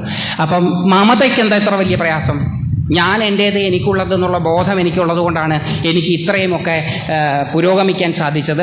എൻ്റെ ജീവിതത്തിലുണ്ടായിട്ടുള്ള എല്ലാ നേട്ടങ്ങൾക്കും കാരണം എൻ്റെ ഈ ഇൻഡിവിജ്വാലിറ്റി കോൺഷ്യസ്നെസ്സാണ്. ഇതൊന്നും ഇല്ല എങ്കിൽ ഞാൻ എങ്ങനെയാണ് പുരോഗമിക്കുക? മമത അപകടകാരിയാണ്. എവിടെയൊക്കെ മമതാബദ്ധമായിട്ട് എവിടെയൊക്കെ തീരുമാനങ്ങൾ എടുത്തിട്ടുണ്ടോ അതെല്ലാം അപകടകരത്തിലാണ് കലാശിച്ചിട്ടുള്ളത്. നമുക്ക് തൽക്കാലത്തേക്കൊന്ന് വാത്മീകി രാമായണത്തിലേക്ക് പോകാം. 4 മക്കളാണ് ദശരഥന്. 4 മക്കളെയും ഒരേപോലെ കാണേണ്ടുന്ന ദശരഥൻ മൂത്ത പുത്രനായ ശ്രീരാമനെയാണ് കൂടുതൽ ഇഷ്ടപ്പെട്ടത്. അങ്ങനെ ഇഷ്ടപ്പെടാൻ പാടുണ്ടോ? 4 പേരെ ഒരേപോലെ കാണണം. 4 പേരെ ഒരേപോലെ. നമ്മളത് എപ്പോഴാണ് മനസ്സിലാക്കണത്? ഈ 4 പേര് നമ്മൾ ഇതൊന്നും മനസ്സിലാക്കിയില്ലേ നമ്മൾ വിചാരിക്കും ഈ മനുഷ്യൻ എല്ലാവരും ഒരേപോലെ ആയിരുന്നു എന്നാണ്. അല്ല, മൂത്ത പുത്രനോട് ഒരു ചെറിയ സോഫ്റ്റ് കോർണർ, അതിപ്പോൾ സാധാരണ അച്ഛനമ്മമാർക്ക് മൂത്ത പുത്രന്മാരോട് ഒരു ചെറിയ സോഫ്റ്റ് കോർണർ ഉണ്ടാകും എന്ന് ഞാൻ പറഞ്ഞു. ഞാനൊരു മൂത്ത പുത്രനും കൂടിയാണ്, അപ്പോൾ അതുകൊണ്ടുണ്ടാകാം. അപ്പം അത് പക്ഷപാതമാണ്. ആ പക്ഷപാതം ദശരഥനും ഉണ്ടായിരുന്നു. നമുക്കത് എപ്പോഴാണ് മനസ്സിലാവുക? നമുക്കത് മനസ്സിലാവുന്നത് വിശ്വാമിത്രൻ ഹോമം മുടക്കുന്ന രാക്ഷസന്മാരെ ഇല്ലാതാക്കാൻ ശ്രീരാമചന്ദ്രസ്വാമിയുടെ സഹായം തേടി ദശരഥൻ്റെ അടുത്ത് ചെല്ലുമ്പോഴാണ്. അപ്പോൾ ദശരഥൻ എന്താ പറയണത്? അവൻ കുഞ്ഞല്ലേ, അവൻ വരണോ? ഞാൻ വന്നാൽ പോരെ? എനിക്ക് പണ്ട് ദേവലോകത്തു നിന്ന് കിട്ടിയൊരു സർട്ടിഫിക്കറ്റ് ഉണ്ട്. ദശരഥൻ എന്നുള്ള അവാർഡ് അങ്ങനെയാണ് കിട്ടിയത്. നേമി എന്നാണ് ഈ ചക്രവർത്തിയുടെ പേര്. ഈ ദശരഥൻ എന്നുള്ളതൊരു അവാർഡാണ്. 10 ദിക്കുകളിലും ഒരേപോലെ നിന്ന് ദേവലോകത്തെ ശത്രുക്കളെ മുഴുവൻ ഇല്ലാതാക്കിയതിന് കിട്ടിയതാണ്. ആ സർട്ടിഫിക്കറ്റൊക്കെ ഉണ്ട്. അതൊക്കെ പൊടി പിടിച്ചു, കുറച്ച് കാലമായി കിട്ടിയിട്ട്. പക്ഷെ അതൊക്കെ ഉണ്ട്. വിശ്വാമിത്ര ഈ കൊച്ചിനെ വേണമെന്നാണ് ചോദിച്ചത്. ഈ കൊച്ചിനെയും കൊണ്ട് പോയിട്ട് തിരിച്ചു വരുമ്പം ഒരു ഭാര്യയും കൊണ്ടാണ് വരുന്നത്. അപ്പം ഈ കൊച്ചെന്ന് പറയുന്നത് കെട്ടുപ്രായമായ മൂത്ത മകൻ്റെ കാര്യമാണ് ഈ പറയണത്. ഇന്നുമുണ്ട് ദശരഥന്മാർ മക്കളെ ശ്രീരാമചന്ദ്രസ്വാമിയായിട്ട് കണ്ടുകൊണ്ട് അവൻ കുഞ്ഞല്ലേ എന്ന് പറഞ്ഞ് എല്ലാം ചെയ്തു കൊടുക്കുന്ന അച്ഛനമ്മമാരൊക്കെ ഉണ്ട്. ആ ദശരഥ കോംപ്ലക്സ് ഇപ്പോഴും ജീവിച്ചിരിപ്പുണ്ട്. എല്ലാം ചെയ്തു കൊടുക്കും. 10-25 വയസ്സായി, മൂക്കി പല്ല് മുളയ്ക്കേണ്ട പ്രായമായി, പക്ഷെ കുഞ്ഞല്ലേ എന്ന് പറഞ്ഞ് അച്ഛനും അമ്മയും കൊച്ചിനൊരു സ്വാതന്ത്ര്യം കൊടുക്കുക, എല്ലാം ചെയ്തു കൊടുക്കുക. അത് ദശരഥ കോംപ്ലക്സാണ്. അപ്പോൾ അതുകൊണ്ട് ഈ ദശരഥന് ഈ മൂത്ത പുത്രനോടൊരു വാത്സല്യ കൂടുതലുണ്ട് എന്നുള്ളത് നമുക്ക് മനസ്സിലാക്കി തരാനും കൂടി ആ കഥ പറയണത്. അപ്പം മമത ഒന്നുകൂടെ. 3 ഭാര്യമാരുണ്ട്. 3 പേരെ ഒരേപോലെ കാണേണ്ട ആൾ കൈകേയിയോടൊരു ചെറിയ സോഫ്റ്റ് കോർണർ. ഈ 4 മക്കളിൽ മൂത്ത പുത്രന് രാജ്യം കൊടുക്കാൻ തീരുമാനിച്ചു. എല്ലാവരും ഹാപ്പി, ഇൻക്ലൂഡിങ് കൈകേയി ഹാപ്പി ആയി കഴിഞ്ഞാൽ, ഹാപ്പി ന്യൂസ് കേട്ടാൽ അപ്പം എന്തെങ്കിലും സമ്മാനം കൊടുക്കും. അതാണ് ഇവർ ഉടനെ മാലയൂരിയൊക്കെ കൊടുക്കുന്നത്. മന്ധരയാണ് വന്ന് ഈ ന്യൂസ് വെളിപ്പെടുത്തുന്നത് കൈകേയിയോട്. കേട്ടില്ലേ, രാമന് രാമനെ യുവരാജാവാക്കാൻ തീരുമാനിച്ചു. കൈകേയിക്ക് വലിയ സന്തോഷമായി. കൈകേയി പറഞ്ഞു, നന്നായി മന്ധര, എന്നാ നീ പിടിച്ചോന്ന് പറഞ്ഞു. മുത്തുമാല ഊരിക്കൊടുത്തു. മുത്തുമാല തന്നെയാണ് ഊരിക്കൊടുത്തതെന്ന് എനിക്കറിയില്ല, അതെൻ്റെ വക അഡീഷനാണ്. അപ്പം ഒരു മുത്തുമാല ഊരിക്കൊടുത്തപ്പം മന്ധര പറഞ്ഞു, ഇതിലിപ്പോൾ സന്തോഷിക്കാൻ എന്താ ഉള്ളത്? ഈ തേർഡ് പേഴ്സൻ്റെ വാക്കുകൾ കേട്ടാൽ മനസ്സ് കലുഷിതമാവും. ആരുടെ വാക്കാ കേൾക്കുന്നതെന്നുള്ളത് ശ്രദ്ധിച്ച് കേൾക്കണം. അല്ലെങ്കിൽ ഇതേപോലെ മന്ധരകളുടെ വാക്ക് കേട്ട് ഉണ്ടായ സന്തോഷം ഇല്ലാണ്ടാവും. ഇപ്പോഴും മന്ധരകൾ ഉണ്ട്. ഇതൊന്നും ഇല്ലാതില്ല. ഇതൊക്കെ എപ്പോഴും ഇവരൊക്കെ ചിരഞ്ജീവികളാണ്. അപ്പോൾ മന്ധരയുടെ വാക്കുകൾ, തേർഡ് പേഴ്സൻ്റെ വാക്കുകൾ ഉണർത്തിയ വൈഷമ്യം കൈകേയിക്കുണ്ടായി. അല്ലെങ്കിൽ കൈകേയിക്ക് ആസച്ച് ഒരു കുഴപ്പമുണ്ടായിരുന്നില്ല ഈ മന്ധരയുടെ ഇൻസ്റ്റിഗേഷനിൽ. അതുകൊണ്ട് ഈ തേർഡ് പേഴ്സൻ്റെ വാക്കുകൾ, നമ്മുടെ വീട്ടിലെ പൂജാമുറി, ആ പൂജാമുറിയിലെ ഭിത്തി മുഴുവൻ ദൈവങ്ങൾ ഇങ്ങനെ വളരെ സുഖമായിട്ട് കഴിയുക. നമ്മുടെ അച്ഛൻ്റെ കാലം മുതലുള്ളതുണ്ട്, അച്ഛൻ്റെ കാലം മുതലുണ്ട്. അങ്ങനെ പല ദൈവങ്ങളും നമ്മുടെ പൂജ നമ്മൾ വെച്ചതുകൊണ്ട് പുതിയ ദൈവങ്ങൾ വന്നാൽ നമ്മൾ പറയും താങ്കൾ ക്യൂവിലാണ് വെയിറ്റ് ചെയ്യൂ എന്ന് പറയും. കാരണം സ്ഥലമില്ല ഇതിനകത്ത്. അപ്പോൾ അങ്ങനെ എല്ലാ ദൈവങ്ങളും ഇങ്ങനെ ഭിത്തിയിൽ ഇങ്ങനെ അലങ്കരിക്കുകയാണ്. നമുക്കെന്നും ഒരു കലാപരിപാടിയുണ്ട്, കർപ്പൂരം കാണിക്കും. എല്ലാ ദൈവങ്ങൾക്കും കൃത്യമായി കിട്ടിക്കോട്ടെ എന്ന് വിചാരിച്ച് ഓരോന്നിനും സെക്കൻഡ് വെച്ച് കൊടുക്കും. കാരണം ഏതെങ്കിലും ഒന്നിന് കുറഞ്ഞു പോയാൽ, ബസ് കിട്ടാതെ പോയാലോ, ബസ്സിൽ കയറിയ സീറ്റ് കിട്ടാതെ പോയാലോ. അപ്പോൾ അതുകൊണ്ട് നമ്മളിതൊക്കെ കൃത്യമാണ് ഈ പുകയ്ക്കുന്നത്. അങ്ങനെ ഈ പുകച്ച് മിക്കവാറും ദൈവങ്ങൾ ഒരു വർണ്ണമുള്ളവരാണ്, കറുത്തിരിക്കും. അതിലേതാ ദൈവം എന്നുള്ളത് നിത്യപരിചയം കൊണ്ട് നമുക്കറിയാം. ഇവിടെ ചോറ്റാനിക്കരമ്മ, അവിടെ അയ്യപ്പൻ, ഇവിടെ ഗുരുവായൂരപ്പൻ, അവിടെ തിരുപ്പതി വെങ്കടാചലപതി എന്നൊക്കെ നമുക്ക് കൃത്യം അറിയാവുന്ന. അപ്പോൾ അങ്ങനെ നമ്മൾ സമാധാനമായിട്ട് പുകച്ച് നമ്മുടെ ദൈവങ്ങൾക്കൊക്കെ പുകയും കൊടുത്ത്, കർപ്പൂര ദീപം എന്നതിന് പറയണത്, അതിനകത്ത് ദീപത്തേക്കാൾ കൂടുതൽ പുകയാണ്. അപ്പോൾ അതുകൊണ്ട് അങ്ങനെ പുകച്ച് സന്തോഷമായിട്ട് നമ്മളങ്ങനെ കഴിയുന്ന സമയത്താണ് നമ്മുടെ അടുത്ത വീട്ടിലൊരു ഗസ്റ്റ് വന്നു. അവിടെ വലിയ പണിയൊന്നും ഇല്ലാത്തതുകൊണ്ട് അവരിങ്ങോട്ട് വന്നു. അങ്ങനെ നമ്മുടെ വീട്ടിലെ മുറിയിലൊക്കെ കയറി ഇറങ്ങുന്നതിനിടയിൽ ടിയാൻ നമ്മുടെ പൂജാമുറിയിലൊന്ന് കയറി. ഇതിലെ ദൈവങ്ങളെ കണ്ടുപിടിക്കണമെങ്കിൽ തന്നെ നല്ല പണിയാണ്. അപ്പോൾ അതിൽ മൂപ്പര് വളരെ സൂക്ഷിച്ച് നോക്കിയപ്പം ഒരു നരസിംഹത്തിൻ്റെ രൂപം ഇരിക്കുന്നു. അത് കണ്ടപ്പം അത് കാണാൻ തന്നെ പ്രയാസമാണ്. പക്ഷെ മൂപ്പരത് കണ്ടുപിടിച്ചു. എന്നിട്ട് നമ്മളോട് പറഞ്ഞു, അല്ല എനിക്ക് വലിയ വിവരമൊന്നുമില്ല, എന്നാലും കണ്ടപ്പോൾ പറയാതിരിക്കുന്ന എങ്ങനെ? അതല്ല, നിങ്ങൾ പറഞ്ഞോ. അയാൾ ആദ്യം തന്നെ പറഞ്ഞു എനിക്ക് വലിയ വിവരമില്ല, അത് നമ്മൾ കേട്ടില്ല. അപ്പം അയാൾ ഇടയ്ക്കിടയ്ക്ക് പറയുന്നുണ്ട് എനിക്ക് വലിയ വിവരമൊന്നുമില്ല എന്ന് പറഞ്ഞു. അപ്പോൾ അല്ല, പറഞ്ഞോളൂ എന്താ അത്? ഈ ഫോട്ടോ ഇവിടെ വയ്ക്കാൻ പറ്റുമോ, പാടുണ്ടോ എന്നൊരു സംശയം. അത്രേ പറഞ്ഞുണ്ടായിരുന്നു. അന്ന് തുടങ്ങിയത് ഈ പുകയ്ക്കുമ്പോൾ ഒരു കൈക്ക് വിറ. അവിടെ എത്തുമ്പോൾ അന്ന് തുടങ്ങിയത് ആ താടിയും മുടിയും നീട്ടി വളർത്തിയവരോടും താടിയും മുടിയും പറ്റ വലിച്ചവരോടും, കാരണം അങ്ങനെയുള്ളവരാണല്ലോ ദൈവത്തോട് ഏറ്റവും അടുത്ത് നിൽക്കുന്നവർ, അവരോടൊക്കെ ചോദിക്കാൻ തുടങ്ങി. പലരും ആവാന്ന് പറഞ്ഞു, ചിലർ ആവരുതെന്ന് പറഞ്ഞു. പക്ഷെ നമുക്കാകെ കൺഫ്യൂഷൻ. ഈ സമാധാനം പോയത് എന്താ? മന്ധരയുടെ വാക്കുകളാണ്. അയാൾ ആദ്യം പറഞ്ഞത് ആരും കേട്ടില്ല. എന്താ അത്? എനിക്ക് വലിയ വിവരമൊന്നുമില്ല എന്ന്. അപ്പോൾ അതുകൊണ്ട് ഈ തേർഡ് പേഴ്സൻ്റെ വാക്കുകൾ അതെൻ്റെ അടക്കം ഉള്ളത് കേൾക്കുമ്പം സൂക്ഷിച്ച് വേണം. അത് കൃഷ്ണൻ അതുകൊണ്ടാണ് ഗീത അവസാനിപ്പിക്കുമ്പോൾ അർജുനനോട് പറഞ്ഞത്, വിമർശയേത തശേഷാണി യഥേച്ഛസി തഥാഗുരു. ഞാനാണ് പറഞ്ഞത് എന്നുള്ളത് കൊണ്ടല്ല. ശ്രീബുദ്ധനും അതേപോലെ കലാമാസുത്തത്തിൽ കലാമാ നിവാസികളായിട്ടുള്ളവരോട്, കലാമാ ഗ്രാമനിവാസികളോട് പറയുന്നു, ആര് പറഞ്ഞു എന്നുള്ളതല്ല, നമ്മുടെ ജീവിതത്തിൽ റെലവൻ്റ് ആണോ എന്നുള്ളതിൽ ആസ്പദമാക്കിയിട്ട് വേണം സ്വീകരിക്കാൻ. ഇതൊക്കെ വളരെ വ്യക്തമായിട്ട് നമ്മുടെ മഹർഷിമാർ പറഞ്ഞു. അത് കേൾക്കാൻ നമുക്ക് കാതുകളില്ലാതായി പോയത് കൊണ്ടാണ് അവരും ഇവരുമൊക്കെ ഭയപ്പെടുത്തുമ്പോൾ പേടിക്കുന്നത്. നമുക്ക് ദൈവം ഇന്നൊരു പേടി സ്വപ്നമാണ്. ഇതേതാണ്ടോ തീറ്റ കിട്ടാതെ കാട്ടിൽ നിന്ന് ഇറങ്ങി മേയുന്ന ഇന്നത്തെ കാലത്തെ എന്താ പറയുക, അരിക്കൊമ്പനെയൊക്കെ പോലത്തെ ഒരു സാധനമാണ് ദൈവം. കാരണം എന്താ വെച്ചാൽ ഇതിന് കൃത്യം തീറ്റ കൊടുത്തില്ലെങ്കിൽ ഇത് കയറി പിടിച്ചാലോ. അതുകൊണ്ട് എല്ലാ സാധനവും കൃത്യമായിട്ടാണ്. എന്നിട്ട് അങ്ങ് മാറി നിൽക്കുക. പേടിയാണ്. ദൈവത്തിനോട് ആർക്കെങ്കിലും സ്നേഹമുണ്ടോ എന്നുള്ളത് ഇനി രാജിവെച്ച് നോക്കണം. അവിടെ പോയാലും തഥൈവ. അപ്പോൾ അതുകൊണ്ട് ഇത് പേടിച്ചിട്ട് ഈ പലരും ഇത് ചെയ്യണത്. ഈ ഫോട്ടോ ഒക്കെ ഇതിലേതെങ്കിലും ഒന്ന് ചിലരെ പിടിച്ചത് അത് മാറ്റൂല, പേടിയാണ്. അപ്പം വെച്ചതാണേ, ഞാൻ മാറ്റിയാൽ കുഴപ്പമുണ്ടാകുമോ എന്നെങ്കിലും അറിയാം. അപ്പോൾ അതുകൊണ്ട് ഒന്നും ചെയ്യൂല. നമ്മുടെ സംസ്കാരത്തെക്കുറിച്ച് കൃത്യമായിട്ടുള്ള ധാരണ നമുക്കില്ലാത്തത് കൊണ്ടാണ് ഈ ഭയം ഉണ്ടാകുന്നത്. വിമർശയേതത് ശേഷമാണ്. ഇതിനെ വിമർശനം ചെയ്യണം, കേട്ടതിനെ നമ്മൾ വിശകലനം ചെയ്യണം. അപ്പോൾ ഈ കഥകളൊക്കെ നമുക്ക് ചില പാഠങ്ങൾ ഉൾക്കൊള്ളും. മന്ധര പറഞ്ഞത് കേൾക്കരുതായിരുന്നു, പക്ഷെ മന്ധര പറഞ്ഞത് കേട്ടു. അതുകൊണ്ട് കൈകേയിക്ക് എന്തുണ്ടായി? ദുഃഖമുണ്ടായി. കൈകേയിയുടെ ദുഃഖം കൊണ്ട് എന്തുണ്ടായി? ഒരു ഫ്ലാഷ് ബാക്ക്. പണ്ട് കൊടുത്ത ഒരു 3 വരം എപ്പം വേണമെങ്കിലും സ്വീകരിച്ചോളാൻ കൊടുത്തു. അങ്ങനെ കൊടുക്കാൻ പാടില്ല. അതിപ്പം നമ്മുടെ മൊബൈൽ കമ്പനിക്കാരൊക്കെ മനസ്സിലാക്കി. അതുകൊണ്ടാണ് അവർ പറയണത് ഈ ഓഫർ 6 മാസത്തേക്കേ ഉള്ളൂ. വാൽമീകി രാമായണം വായിച്ചിട്ട് കാര്യം പിടികിട്ടിയവർ പരസ്യക്കാർ മാത്രമാണ്, ഈ മൾട്ടിനാഷണൽ കമ്പനികൾ മാത്രമാണ്. അവരുടെ ഓരോ ഓഫറും ഇൻഫിനിറ്റ് ടൈമിലേക്ക് ഉണ്ടാവില്ലല്ലോ. ഈ offer exclusively for 2 months 3 months maximum ആണ് 6 months. 1 വർഷം പോലും ഉണ്ടാവില്ല. ഈ 6 മാസത്തിനിടയ്ക്ക് ഈ ഓഫർ ഉപയോഗിച്ചോണം. കാരണം അല്ലെങ്കിൽ കൈകേയിക്ക് പറ്റിയതുപോലെ ദശരഥന് പറ്റിയതുപോലെ പറ്റുമെന്നുള്ളത് അവർക്ക് മനസ്സിലായി, നമുക്കിപ്പോഴും മനസ്സിലായിട്ടില്ല. അപ്പോൾ ഈ ഓഫർ ലിമിറ്റഡ് അല്ലായിരുന്നു, ഇൻഫിനിറ്റ് ഓഫറായിരുന്നു, ഇൻഫിനിറ്റ് ടൈം ഓഫറായിരുന്നു. എപ്പം വേണമെങ്കിലും ചോദിച്ചോളാൻ പറഞ്ഞു. ദശരഥനാണെങ്കിൽ ഈ സന്തോഷത്തിലിരിക്കുന്ന സമയത്തൊന്നും ചോദിച്ചില്ല, അല്ലെ? ദശരഥൻ ചിലപ്പം ഇങ്ങനെ ബോധം ഉണ്ടായിരുന്നേ ക്ലോസ് വെച്ചേനെ. കൈകേയിക്ക് 6 monthsനകം ചോദിക്കണം, അല്ലെങ്കിൽ ലാപ്സായി പോകും. അത് പറഞ്ഞില്ല.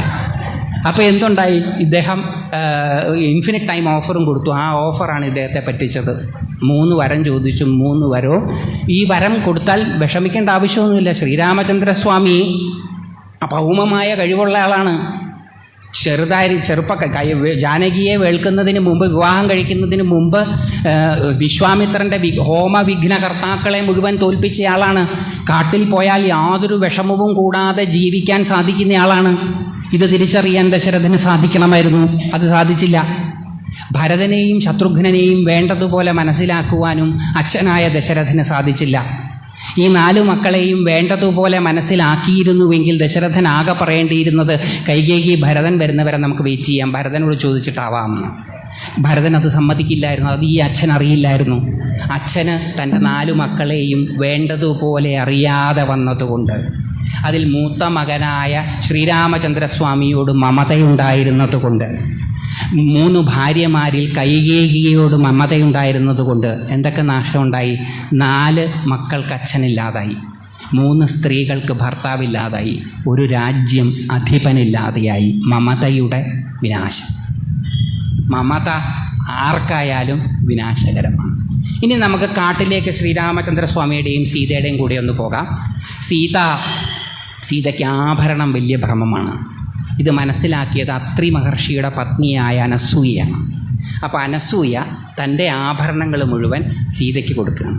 അനസൂയ കൊടുത്ത ആഭരണങ്ങളിട്ടാണ് സീത പിന്നെ കാട്ടി സഞ്ചരിക്കുന്നത്.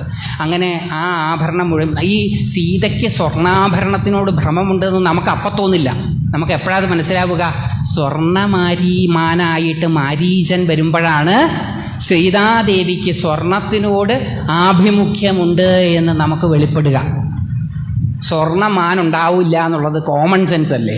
പക്ഷെ അങ്ങനെയല്ല. നമുക്ക് പലപ്പോഴും പല ഡിസയേഴ്സും വരുമ്പം ഒരു സെൻസും ഇല്ല. അത് സീതാദേവി കാണിച്ചു തരണം. അപ്പോൾ സീതാദേവിക്ക് ഈ സ്വർണത്തിനോട് ഭ്രമമുണ്ട് എന്നുള്ളത് നേരത്തെ മനസ്സിലാക്കുകയാണ് അനസൂയ മുഴുവൻ ആഭരണങ്ങളും കൊടുക്കുകയാണ്.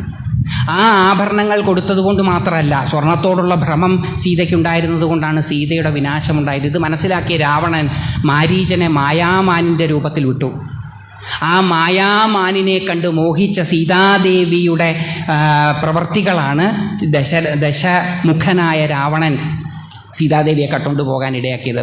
സ്വർണത്തോടുള്ള മമത വ്യക്തികളോടായാലും വസ്തുക്കളോടായാലും വിനാശകരം. ഈ പുഷ്പക വിമാനത്തിൽ യാത്രാമധ്യത്തിൽ തൻ്റെ മമതയെ തിരിച്ചറിയുകയും തൻ്റെ മമതയ്ക്ക് കാരണമായ മുഴുവൻ ആഭരണങ്ങളും സീതാദേവി വസ്ത്രാഞ്ചലത്തിൽ കെട്ടി താഴോട്ടിടുകയും ചെയ്തു. മമതാത്യാഗം, അതാണ് രക്ഷാകരം. പിന്നീട് ഈ ആഭരണപ്പൊതിയാണ് ലക്ഷ്മണനും ശ്രീരാമചന്ദ്രസ്വാമിയും കണ്ടെടുക്കുന്നതും സീത ജീവിച്ചിരിക്കുന്നുണ്ടെന്ന് മനസ്സിലാക്കുന്നതും ആ ദിക്കു നോക്കി പോകുന്നതും. മമത ഏതു തരത്തിൽ എന്തിനോടുള്ളതാണെങ്കിലും വിനാശകരം. മമതാത്യാഗം രക്ഷാകരം. എത്ര ഒരൊറ്റ ശ്ലോകമാണ്. മാമകാ പാണ്ഡവാശ്ചൈവ. മമത, ധൃതരാഷ്ട്രരുടെ ഈ മമതയാണ് ഈ യുദ്ധത്തിന് കാരണമായത്. ഈ യുദ്ധത്തിൽ മമതയുണ്ടായിരുന്നു. ആർക്ക്? അതും കൂടി പറഞ്ഞു കഴിഞ്ഞാൽ ഞാൻ നിർത്തും. അർജുനനും യുദ്ധോത്സുകനായിട്ടാണ് വരുന്നത്. യുദ്ധോത്സുകനായിട്ട് വരികയാണ്. എന്നിട്ട് ശ്രീകൃഷ്ണനോട് പറയുകയാണ്, എൻ്റെ രഥത്തെ കുറച്ചും കൂടി മുമ്പോട്ട് പോയി നിർത്തൂ. എന്നോടൊപ്പം യുദ്ധം ചെയ്യാൻ വന്നവരെയും എനിക്കെതിരെ ധാർത്തരാഷ്ട്രനായ ദുര്യോധനനെ പ്രീതിപ്പെടുത്തുവാൻ യുദ്ധം ചെയ്യാൻ വന്നവരെയും എനിക്കൊന്ന് കാണണം. അപ്പോൾ ഒരു ചോദ്യം, കൃഷ്ണൻ രഥം കുറച്ചുകൂടെ മുന്നോട്ട് നീക്കി നിർത്തിയാൽ പോരായിരുന്നോ? ഈ രഥം കുറച്ചു മുന്നോട്ട് നീക്കി നിർത്തിയാൽ അർജുനൻ പറഞ്ഞത് സാധിക്കുമായിരുന്നല്ലോ. അർജുനൻ ആകെ പറഞ്ഞത് എന്താ? അർജുനൻ പറഞ്ഞത് എൻ്റെ കൂടെ യുദ്ധം ചെയ്യാൻ വന്നവരെയും എനിക്കെതിരെ യുദ്ധം ചെയ്യാൻ വന്നവരെയും എനിക്കൊന്ന് കാണണം എന്നാണ് പറഞ്ഞത്. പക്ഷെ അർജുനൻ അതിന് പറഞ്ഞത് സേനയോർ മധ്യേ രഥം സ്ഥാപ്യമേ അച്യുതാണ്. രഥം സ്ഥാപയമേ അച്യുത. അതായത് എന്താ പറയുക, സേനയോർ മധ്യേ 2 സൈന്യങ്ങളുടെയും നടുക്കായിട്ട് രഥം കൊണ്ടുപോയി നിർത്തണം. അതെന്തിനാ? ഈ രഥത്തിന് കവറിങ് ഒന്നുമില്ല, ഓപ്പണാണ്. അപ്പോൾ കുറച്ച് മുന്നോട്ട് നിർത്തിക്കഴിഞ്ഞാൽ ചുറ്റും നോക്കിയാലും തൻ്റെ കൂടെയുള്ളവരെയും തനിക്കെതിരെയുള്ളവരെയും കാണാൻ സാധിക്കില്ലേ? അപ്പോൾ എന്തിനാ ഈ നടുക്കോട്ട് മാറ്റി നിർത്താൻ പറഞ്ഞത്? സേനയോർ മധ്യേ. കൃഷ്ണനാണെങ്കിലോ അക്ഷരം പ്രതി അതനുസരിച്ചു 2 സൈന്യങ്ങളുടെയും ഇടയിലേക്കായിട്ട് കൃത്യം നടുക്കായിട്ട് കൊണ്ടുപോയി നിർത്തിയിട്ടാണ് രണ്ടും കാണിച്ചത്. കൃത്യം നടുക്ക് നിൽക്കുമ്പോൾ മമത ഉണ്ടാവില്ല, പക്ഷപാതം ഉണ്ടാവില്ല, പക്ഷപാതമില്ലാതെയായാൽ മാത്രമേ കൃത്യമായ ചോദ്യങ്ങൾ ഉരുത്തിരിഞ്ഞു വരികയുള്ളൂ. കൃത്യമായ ചോദ്യങ്ങൾ ഉരുത്തിരിഞ്ഞ് വന്നാൽ മാത്രമേ കൃത്യമായ ഉത്തരം കിട്ടുകയുള്ളൂ. കൃത്യമായ ഉത്തരങ്ങൾ കിട്ടിയാൽ മാത്രമേ ജീവിതം കൃത്യമായി മുന്നോട്ട് കൊണ്ടുപോകാൻ സാധിക്കൂ. അപ്പോൾ അവിടെ എന്നോടൊപ്പം യുദ്ധം ചെയ്യാൻ വന്നവരെയും എനിക്കെതിരെ യുദ്ധം ചെയ്യാൻ വന്നവരെയും കാണണം എന്നാണ് പറഞ്ഞതല്ലേ. എന്നിട്ട് പശ്യയിതാം എന്നാണ് പറഞ്ഞത് അർജുനനോട് കൃഷ്ണൻ. കണ്ടാലും എന്നാണ് പറഞ്ഞത്. ആ വാക്കുകളൊക്കെ ആ അധ്യായത്തിൽ ഒരുപാട് പ്ലേ ചെയ്യുന്നുണ്ട്. അപ്പം രണ്ടുപേരെയും കണ്ടാലും എന്നാണ് പറഞ്ഞത്. ഇപ്പം ആരെ കാണാനാണ് പറഞ്ഞത്? എനിക്കെതിരെയും എനിക്കൊപ്പവും നിൽക്കുന്ന യോദ്ധാക്കളെ കാണണം എന്നാണ് പറഞ്ഞത്. അവിടെ ചെന്നപ്പോൾ ആരെയാണ് കണ്ടത്? കണ്ടത് മുഴുവൻ ബന്ധുക്കളെ, കണ്ടത് മുഴുവൻ അമ്മാവൻ, ചിറ്റപ്പൻ, ചേട്ടൻ, സഹോദരൻ, പുത്രൻ, പുത്രി, ഇവരെ അങ്ങനെ മുഴുവൻ ബന്ധുക്കളെ കണ്ടത്. യോദ്ധാക്കളെ കാണണമെന്ന് ആഗ്രഹിച്ച് ചെന്ന കണ്ണുകൾ കണ്ടത് ബന്ധുക്കളെ, ഞാൻ എൻ്റേത് എനിക്കുള്ളത്. അതുണർത്തിയ ചിന്തകളാണ് അർജുനനെ കൊണ്ട് യുദ്ധം ചെയ്യിക്കില്ല എന്ന് പറഞ്ഞത്.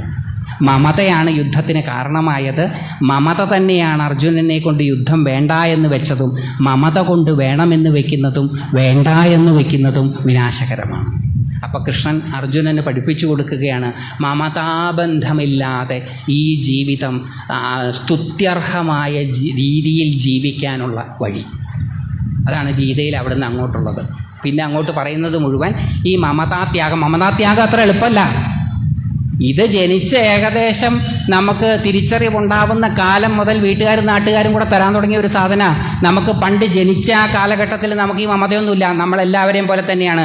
ലാക്കൻ എന്ന് പറഞ്ഞ് വളരെ പ്രസിദ്ധനായിട്ടുള്ളൊരു ഫ്രഞ്ച് സൈക്കോളജിസ്റ്റ് ഉണ്ട്. വളരെ പ്രസിദ്ധനാണ് ലാക്കൻ, ജാക്വീസ് ലാക്കൻ. അദ്ദേഹം പറയുന്നുണ്ട്, ജനിച്ച് 6 മാസം വരെ ഈ കുട്ടികൾ ലോകത്തെ കാണുന്നത് അവരുടെ പ്രതിബിംബമായിട്ടാണ്, റിഫ്ലക്ഷനായിട്ടാണ് കാണുന്നത്. ഈ ലോകം മുഴുവൻ അവരുടെ റിഫ്ലക്ഷനായിട്ടാണ് കാണുന്നത്. ഈ ലോകം മുഴുവൻ നമ്മളുടെ റിഫ്ലക്ഷനാണ് എന്ന് ദക്ഷിണാമൂർത്തി സ്തോത്രത്തിൽ ദൃശ്യം ദർപ്പണ ദൃശ്യമാന നഗരി എന്നൊരു വരിയുണ്ട് അതിനകത്ത്, ദക്ഷിണാമൂർത്തി സ്തോത്രം. അതേപോലെ തന്നെ കശ്മീര ശൈവിസത്തിൽ മറ്റേ തന്ത്രാലോകത്തിൽ ഒരു അധ്യായം തന്നെ ബിംബപ്രതിബിംബവാദമാണ്. ഇത് മുഴുവൻ നമ്മുടെ റിഫ്ലക്ഷനാണ്. ഈ പ്രപഞ്ചം എന്ന് പറയുന്നത് നമ്മുടെ റിഫ്ലക്ഷനാണ്. അപ്പം ലാക്കനും അത് തന്നെയാണ് പറയണത്. ആദ്യത്തെ 6 മാസം കുട്ടിക്ക് ഈ ലോകം മുഴുവൻ തൻ്റെ റിഫ്ലക്ഷനായിട്ടാണ് തോന്നുന്നത്. എല്ലാം തൻ്റെ തന്നെ ഭാഗങ്ങളായിട്ടാണ് തോന്നുക. അതുകൊണ്ടാണ് കിട്ടിയതെല്ലാം വായിലേക്കൊക്കെ എടുത്തിരുന്നത്. ഇതെല്ലാം എൻ്റെ ആണല്ലോ. അപ്പോൾ അവിടെ വെച്ചിട്ട് അത് സ്വർഗസമാനമായ കാലമാണെന്നാണ്. ദുഃഖമൊന്നുമില്ല. അങ്ങനെ കുട്ടികളെ കണ്ടിട്ടുണ്ട്, എപ്പോഴും അവർ സന്തോഷിക്കും. അവർ കരച്ചിൽ വന്നാൽ അവർ കരയും. പക്ഷെ കരച്ച് കഴിഞ്ഞാൽ ആ നെക്സ്റ്റ് മൊമെൻറ്റിൽ അവർ ചിരിക്കും. നമ്മളുമൊക്കെ അങ്ങനെയായിരുന്നു. ഇപ്പം കരച്ചിൽ കഴിഞ്ഞാൽ എത്ര ദിവസം കഴിയണമെന്ന് ചിരിക്കാൻ. അപ്പോൾ ആ ഫ്ലെക്സിബിലിറ്റി നമുക്ക് നഷ്ടമായി, ആ കുട്ടിത്വം നമുക്ക് നഷ്ടമായി. ആ റിഫ്ലക്ഷനാണ് ഈ പ്രപഞ്ചം എന്നുള്ളത് നമുക്ക് നഷ്ടമായി. ഈ ലോകം നമ്മുടെ റിഫ്ലക്ഷനാണ് എന്നുള്ളത് നമുക്ക് നഷ്ടമായി. അതുകൊണ്ടാണ് നമ്മൾ ദുഃഖിക്കുന്നത്. ഈ നഷ്ടം വരുത്തിയത് ആരാ? അച്ഛനമ്മമാർ. മോനെ അതാരുടെയാ? അതെൻ്റെ. അതാരുടെയാ? അതെൻ്റെ. രണ്ടും കൊടുത്തു കഴിഞ്ഞാൽ ഇത് ചേട്ടൻ്റെയോ അനിയൻ്റെയോ. അങ്ങനെ നമ്മളാണ് ഈ ഡിവിഷൻ മുഴുവൻ ഉണ്ടാക്കി കൊടുത്തു. ഞാൻ എൻ്റേത് എനിക്കുള്ളത് എന്നുള്ള ബോധമാണ് ലോകത്തിൽ ഏറ്റവും വലുത് എന്നുള്ള ധാരണയിൽ അതെനിക്ക് നിങ്ങൾക്കുമൊക്കെ പകർന്നു തന്നുകൊണ്ടേയിരിക്കുക. തലമുറകളായിട്ട് ഇത് നടന്നുകൊണ്ടിരിക്കുകയാണ്. അത് നടക്കും. പക്ഷേ ഇതാണ് മുഴുവൻ സംഘർഷത്തിനും കാരണം. നിങ്ങൾ ആലോചിച്ച് നോക്കിക്കോളൂ. നിങ്ങളുടെ ഉള്ളിൽ ഇപ്പോൾ ഉള്ള ടെൻഷൻ, നിങ്ങളുടെ വീട്ടിലുള്ള ടെൻഷൻ, നിങ്ങളുടെ വീട്ടുകാർ തമ്മിലുള്ള ടെൻഷൻ, ഇതെല്ലാം ഞാൻ എൻ്റേത് എനിക്കുള്ളതിനെ കേന്ദ്രീകരിച്ചിട്ടാണ്. മമത എവിടെയുണ്ടോ അവിടെ സംഘർഷമുണ്ടാകും. ആ സംഘർഷമാണ് യുദ്ധം. അല്ലാതെ വെടിക്കോപ്പുകൾ കൊണ്ട് നടത്തുന്നത് മാത്രമൊന്നുമല്ല യുദ്ധം. നമ്മുടെ വിചാരം യുക്രൈനിലും റഷ്യയ്ക്കും ഇടയിൽ നടക്കുന്നതും ഹമാസും പാലസ്തീനും ഇസ്രയേലും തമ്മിൽ നടത്തുന്നതുമാണ് യുദ്ധം. അല്ല, നമ്മുടെ ഓരോരുത്തരുടെയും മനസ്സുകളിൽ ചെറിയ ചെറിയ തോതിലുള്ള യുദ്ധങ്ങൾ നടന്നുകൊണ്ടേയിരിക്കുകയാണ്. കാരണം അവിടെ അംഗീകരിക്കപ്പെടുന്നതും അംഗീകരിക്കപ്പെടാത്തതുമായിട്ടുള്ള വസ്തുതകൾ തമ്മിലുള്ള നിരന്തര സംഘർഷത്തിലാണ് ഞാനും നിങ്ങളും ജീവിക്കുന്നത്. അതുകൊണ്ടും ബാഹ്യമായിട്ടെല്ലാം സുഖകരമായിട്ടാണുള്ളതെങ്കിലും മനസ്സിനൊരു വിഷമമുണ്ടാകും, ഈ ഒരു വേദനയുണ്ടാകും. ഇതിനെ അതിജീവിക്കാൻ എന്ത് ചെയ്യണം? ഭഗവത്ഗീത പഠിക്കണം. അതിനാണ് ഭഗവത്ഗീത അതിൻ്റെ സമയവും ഏകദേശം കഴിഞ്ഞു. അതിനാണ് ഭഗവത്ഗീത നമ്മൾ പഠിക്കുന്നത്. ഭഗവത്ഗീത നമ്മൾ എന്തായാലും പഠിക്കണം. ഈ ആൾക്കാർ പറയുന്നത് കേട്ട് അവരുടെ പുറകെ പോകരുത്. അതും കൂടി പറയാം. നമ്മൾ ഈ വാക്ചാതുര്യം, ഇപ്പം ഞാൻ വളരെ നന്നായിട്ട് കാര്യങ്ങളൊക്കെ പറഞ്ഞു, അതുകൊണ്ട് ഇനി എൻ്റെ പുറകെ വരിക, അങ്ങനെയല്ല. അതൊക്കെ കേൾക്കണം, ആര് പറഞ്ഞാലും കേൾക്കണം. തിരിച്ച് വീട്ടിൽ പോകുമ്പം ഈ ആൾ പറഞ്ഞതിൽ എന്തെങ്കിലും കാമ്പുണ്ടോ കഴമ്പുണ്ടോ എന്നും കൂടി നോക്കണം. അപ്പോൾ ഈ ഗീത ഇന്ന് നമുക്കെല്ലാവർക്കും വാങ്ങിക്കാൻ കിട്ടുന്നൊരു പുസ്തകമാണ്. പണ്ട് സെലക്റ്റഡ് ചിലർക്ക് മാത്രമേ ഗീത കിട്ടുള്ളൂ. ഇപ്പം അങ്ങനെയല്ല, ഇപ്പം എല്ലാവർക്കും ഗീത കിട്ടും. ഇൻ്റർനെറ്റിൽ ഫ്രീ ആയിട്ട് ലഭ്യമാണ് ഗീത. ആ ഗീത വെറും ശ്ലോകവും അർത്ഥമുള്ള ഗീത. മലയാളമൊക്കെ വായിച്ചാൽ നമുക്ക്, അല്ലെങ്കിൽ ഇംഗ്ലീഷ് വായിച്ചാൽ നമുക്ക് അത്യാവശ്യമൊക്കെ മനസ്സിലാവും. അങ്ങനെ അത്യാവശ്യം വായിച്ചാൽ മനസ്സിലായാൽ മതി. ഈ പരസ്യങ്ങളൊക്കെ വായിച്ച് മനസ്സിലാക്കിയിട്ടല്ലേ ഈ ഓരോ സാധനം വാങ്ങിക്കാൻ പോണേ. അപ്പോൾ വായിച്ചാൽ മനസ്സിലാവും നമുക്ക്. അപ്പോൾ അതുകൊണ്ട് ഈ പുസ്തകങ്ങൾ ഏതെങ്കിലും അർത്ഥം മാത്രമുള്ള കമൻട്രീസൊക്കെ കേൾക്കാം, പക്ഷേ അർത്ഥം മാത്രമുള്ളത് വായിക്കുക. എന്നിട്ട് കുറേശ്ശെ അതിൻ്റെ അർത്ഥത്തോടു കൂടി ഗീതാ ശ്ലോകം വായിക്കുക. ഒരു ശ്ലോകം എടുത്ത് അതിൽ തന്നെ കുറച്ച് ചിന്മയാനന്ദ സ്വാമി പറഞ്ഞിട്ടുള്ളൊരു മെത്തേഡാണിത്. നിങ്ങൾക്ക് ഗീതയിൽ ഇഷ്ടമായിട്ടുള്ള ഒരു ശ്ലോകം എടുത്ത് അത് അർത്ഥബോധത്തോടു കൂടി വായിക്കുക എന്നിട്ട് ആ അർത്ഥത്തെ മനനം ചെയ്യുക. എന്നിട്ട് അതനുസരിച്ച് ജീവിക്കാൻ പരിശ്രമിക്കുക. അങ്ങനെ ജീവിക്കാൻ പരിശ്രമിച്ചാൽ നമ്മുടെ ജീവിതത്തെ മാറ്റിമറിക്കാൻ ശക്തമായ ആശയങ്ങൾ ഉൾക്കൊള്ളുന്നതാണ് ഭഗവത്ഗീത. ഇത് നമ്മളിതൊരു ഒരു റിലീജിയസ് ഗ്രന്ഥമായിട്ടല്ല, ഇതൊരു സ്പിരിച്വൽ ഗ്രന്ഥമായിട്ടാണ് നമ്മൾ പഠിക്കേണ്ടത്. ഇത് മോക്ഷം തരുമോ ഇല്ലയോ എന്നുള്ളതല്ല, നമ്മുടെ ഈ ജീവിതത്തെ സന്തോഷപൂർണവും സമാധാനപൂർണവും ശാന്തപൂർണവുമാക്കാൻ സഹായിക്കും. നമ്മുടെ എല്ലാവരുടെയും മുഖത്ത് in spite of all the difficulties നമുക്കെപ്പോഴും ചിരിക്കാൻ സാധിക്കും, സന്തോഷത്തോടു കൂടി ഇരിക്കാൻ സാധിക്കും, കൃത്യമായ തീരുമാനങ്ങൾ എടുത്ത് നടപ്പിലാക്കാൻ സാധിക്കും. സ്നേഹം വേണ്ടിടത്ത് സ്നേഹം കൊടുക്കാനും സ്നേഹം വേണ്ടാത്തിടത്ത് അത് കൊടുക്കാതിരിക്കാനും. ചിലയിടത്ത് ദേഷ്യമാണ് വേണ്ടത്, ചിലയിടത്ത് സ്നേഹമാണ് വേണ്ടത്. എന്താണ് ചെയ്യേണ്ടതെന്ന് നമുക്ക് കൃത്യമായി മനസ്സിലാകും. നമ്മളിലൂടെ പ്രവർത്തിക്കുന്ന ഈശ്വരനെ നമുക്ക് കണ്ടെത്താൻ സാധിക്കും. നിമിത്തമാത്ര ഈശ്വര സർവഭൂതാനാം ഹൃദ്ദേശേർജുന തിഷ്ഠതി ഭ്രാമയൻ സർവഭൂതാനി യന്ത്രാരൂഢാനി മായയാ. നമ്മുടെ എല്ലാവരുടെയും ഉള്ളിലിരുന്നു കൊണ്ട് ഈ ഈശ്വരനാണ്. പ്രേമസംഗീതത്തിൽ ഉള്ളൂരും അത് തന്നെ പറയുന്നുണ്ട്. നമ്മുടെ അകത്തിരുന്നു കൊണ്ട് ആകാം അരുത് എന്ന് പറയുന്ന ഒരു ചൈതന്യമുണ്ട്. ആ ചൈതന്യത്തെ തിരിച്ചറിയാൻ സാധിക്കും. ആ ചൈതന്യത്തിൻ്റെ വാക്കുകളെ നമുക്ക് ശ്രദ്ധിക്കാൻ സാധിക്കും. അതിനെയാണ് ഇൻറ്റ്യൂഷൻ എന്ന് പറയുന്നത്. ആ ഇൻറ്റ്യൂട്ടീവ് നോളജ് നമുക്കുണ്ടാകും, നമ്മുടെ ജീവിതം സാർത്ഥകമാകും. അങ്ങനെ നമ്മുടെ ഓരോരുത്തരുടെയും ജീവിതം ഈശ്വരൻ നമ്മളിൽ ഏൽപ്പിച്ചിട്ടുള്ള കർത്തവ്യങ്ങളെ ഭംഗിയായിട്ട് നിർവഹിച്ച് ഒരു നാടകം വിജയമാക്കുന്ന അരങ്ങുലയ്ക്കാൻ അരജന്മതിയാം അതിന്നുകൊഴുപ്പേകാൻ അനുചരനാകാം അണിയാടകളൽ അഭിനയമതു സിദ്ധം. പ്രേമസംഗീതത്തിൽ ഉള്ളൂര്. അപ്പോൾ അതുകൊണ്ട് ഏത് വേഷമാണ് എന്നുള്ളതല്ല, അതെങ്ങനെ ആടുന്നു എന്നുള്ളതാണ് പ്രധാനം. നമ്മൾ ചിലപ്പോൾ പ്രസിദ്ധരായിരിക്കുകയില്ല, നമ്മളെ ആർക്കും അറിയുകയുണ്ടാവുകയില്ല. പക്ഷേ ഈ ലോകമാകുന്ന രംഗവേദിയിൽ നമുക്കും ഒരു സ്ഥാനം ഈശ്വരൻ തന്നിട്ടുണ്ട് എന്നുള്ളതുകൊണ്ട് നമ്മളുടെ കഴിവുകളെ അദ്ദേഹം മതിക്കുന്നു എന്നാണ് അതിൻ്റെ അർത്ഥം. അപ്പം അദ്ദേഹത്തിൻ്റെ നമ്മളെ പറ്റിയിട്ടുള്ള അഭിപ്രായത്തെ സാർത്ഥകമാകത്തക്ക വിധത്തിൽ വേണം നാം ജീവിക്കാൻ. നമ്മുടെ ജീവിതം അങ്ങനെ ശ്രേയസ്കരമാകട്ടെ. ഈ അമ്പലം നാൾക്ക് നാൾ അഭിവൃദ്ധിപ്പെടുന്നത് പോലെ, ഇപ്പോൾ ഈ അമ്പലം കഴിഞ്ഞ പ്രാവശ്യം ഞാൻ വന്നപ്പോൾ കണ്ട അമ്പലമല്ല ഇതിന് ബോധവികാസം ഉണ്ടായി. അപ്പോൾ ഈ പ്രഭാഷണമൊക്കെ കേട്ടിട്ടായിരിക്കും ചിലപ്പം ഭഗവതിക്കും കുറച്ച് ബോധവികാസമൊക്കെ ഉണ്ടായി. ഭഗവതി അങ്ങോട്ട് വികസിക്കാൻ തുടങ്ങുകയാണ്. ആ വികാസം നമുക്ക് ഓരോരുത്തർക്കും ഉണ്ടാകട്ടെ. ഭഗവതിക്കുണ്ടാകുന്ന ആ ഐശ്വര്യം ഭഗവതീ ഭക്തരായ നമുക്ക് ഓരോരുത്തർക്കും ഉണ്ടാകട്ടെ. നമ്മുടെ ജീവിതത്തിൽ കൃത്യമായ കാഴ്ചപ്പാടുകൾ ഉണ്ടാകട്ടെ എന്ന് പ്രാർത്ഥിച്ചുകൊണ്ട് നിർത്തുന്നു. നമസ്കാരം.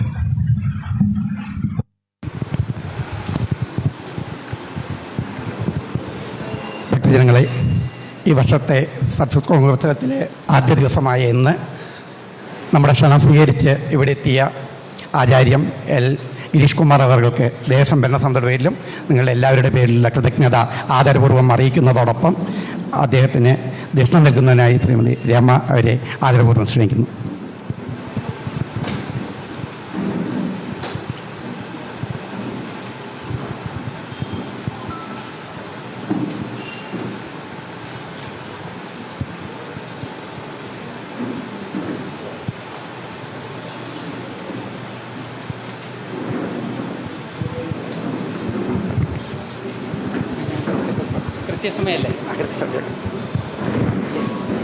ഒരു ചെറിയൊരു അറിയിപ്പും കൂടിയുണ്ട്.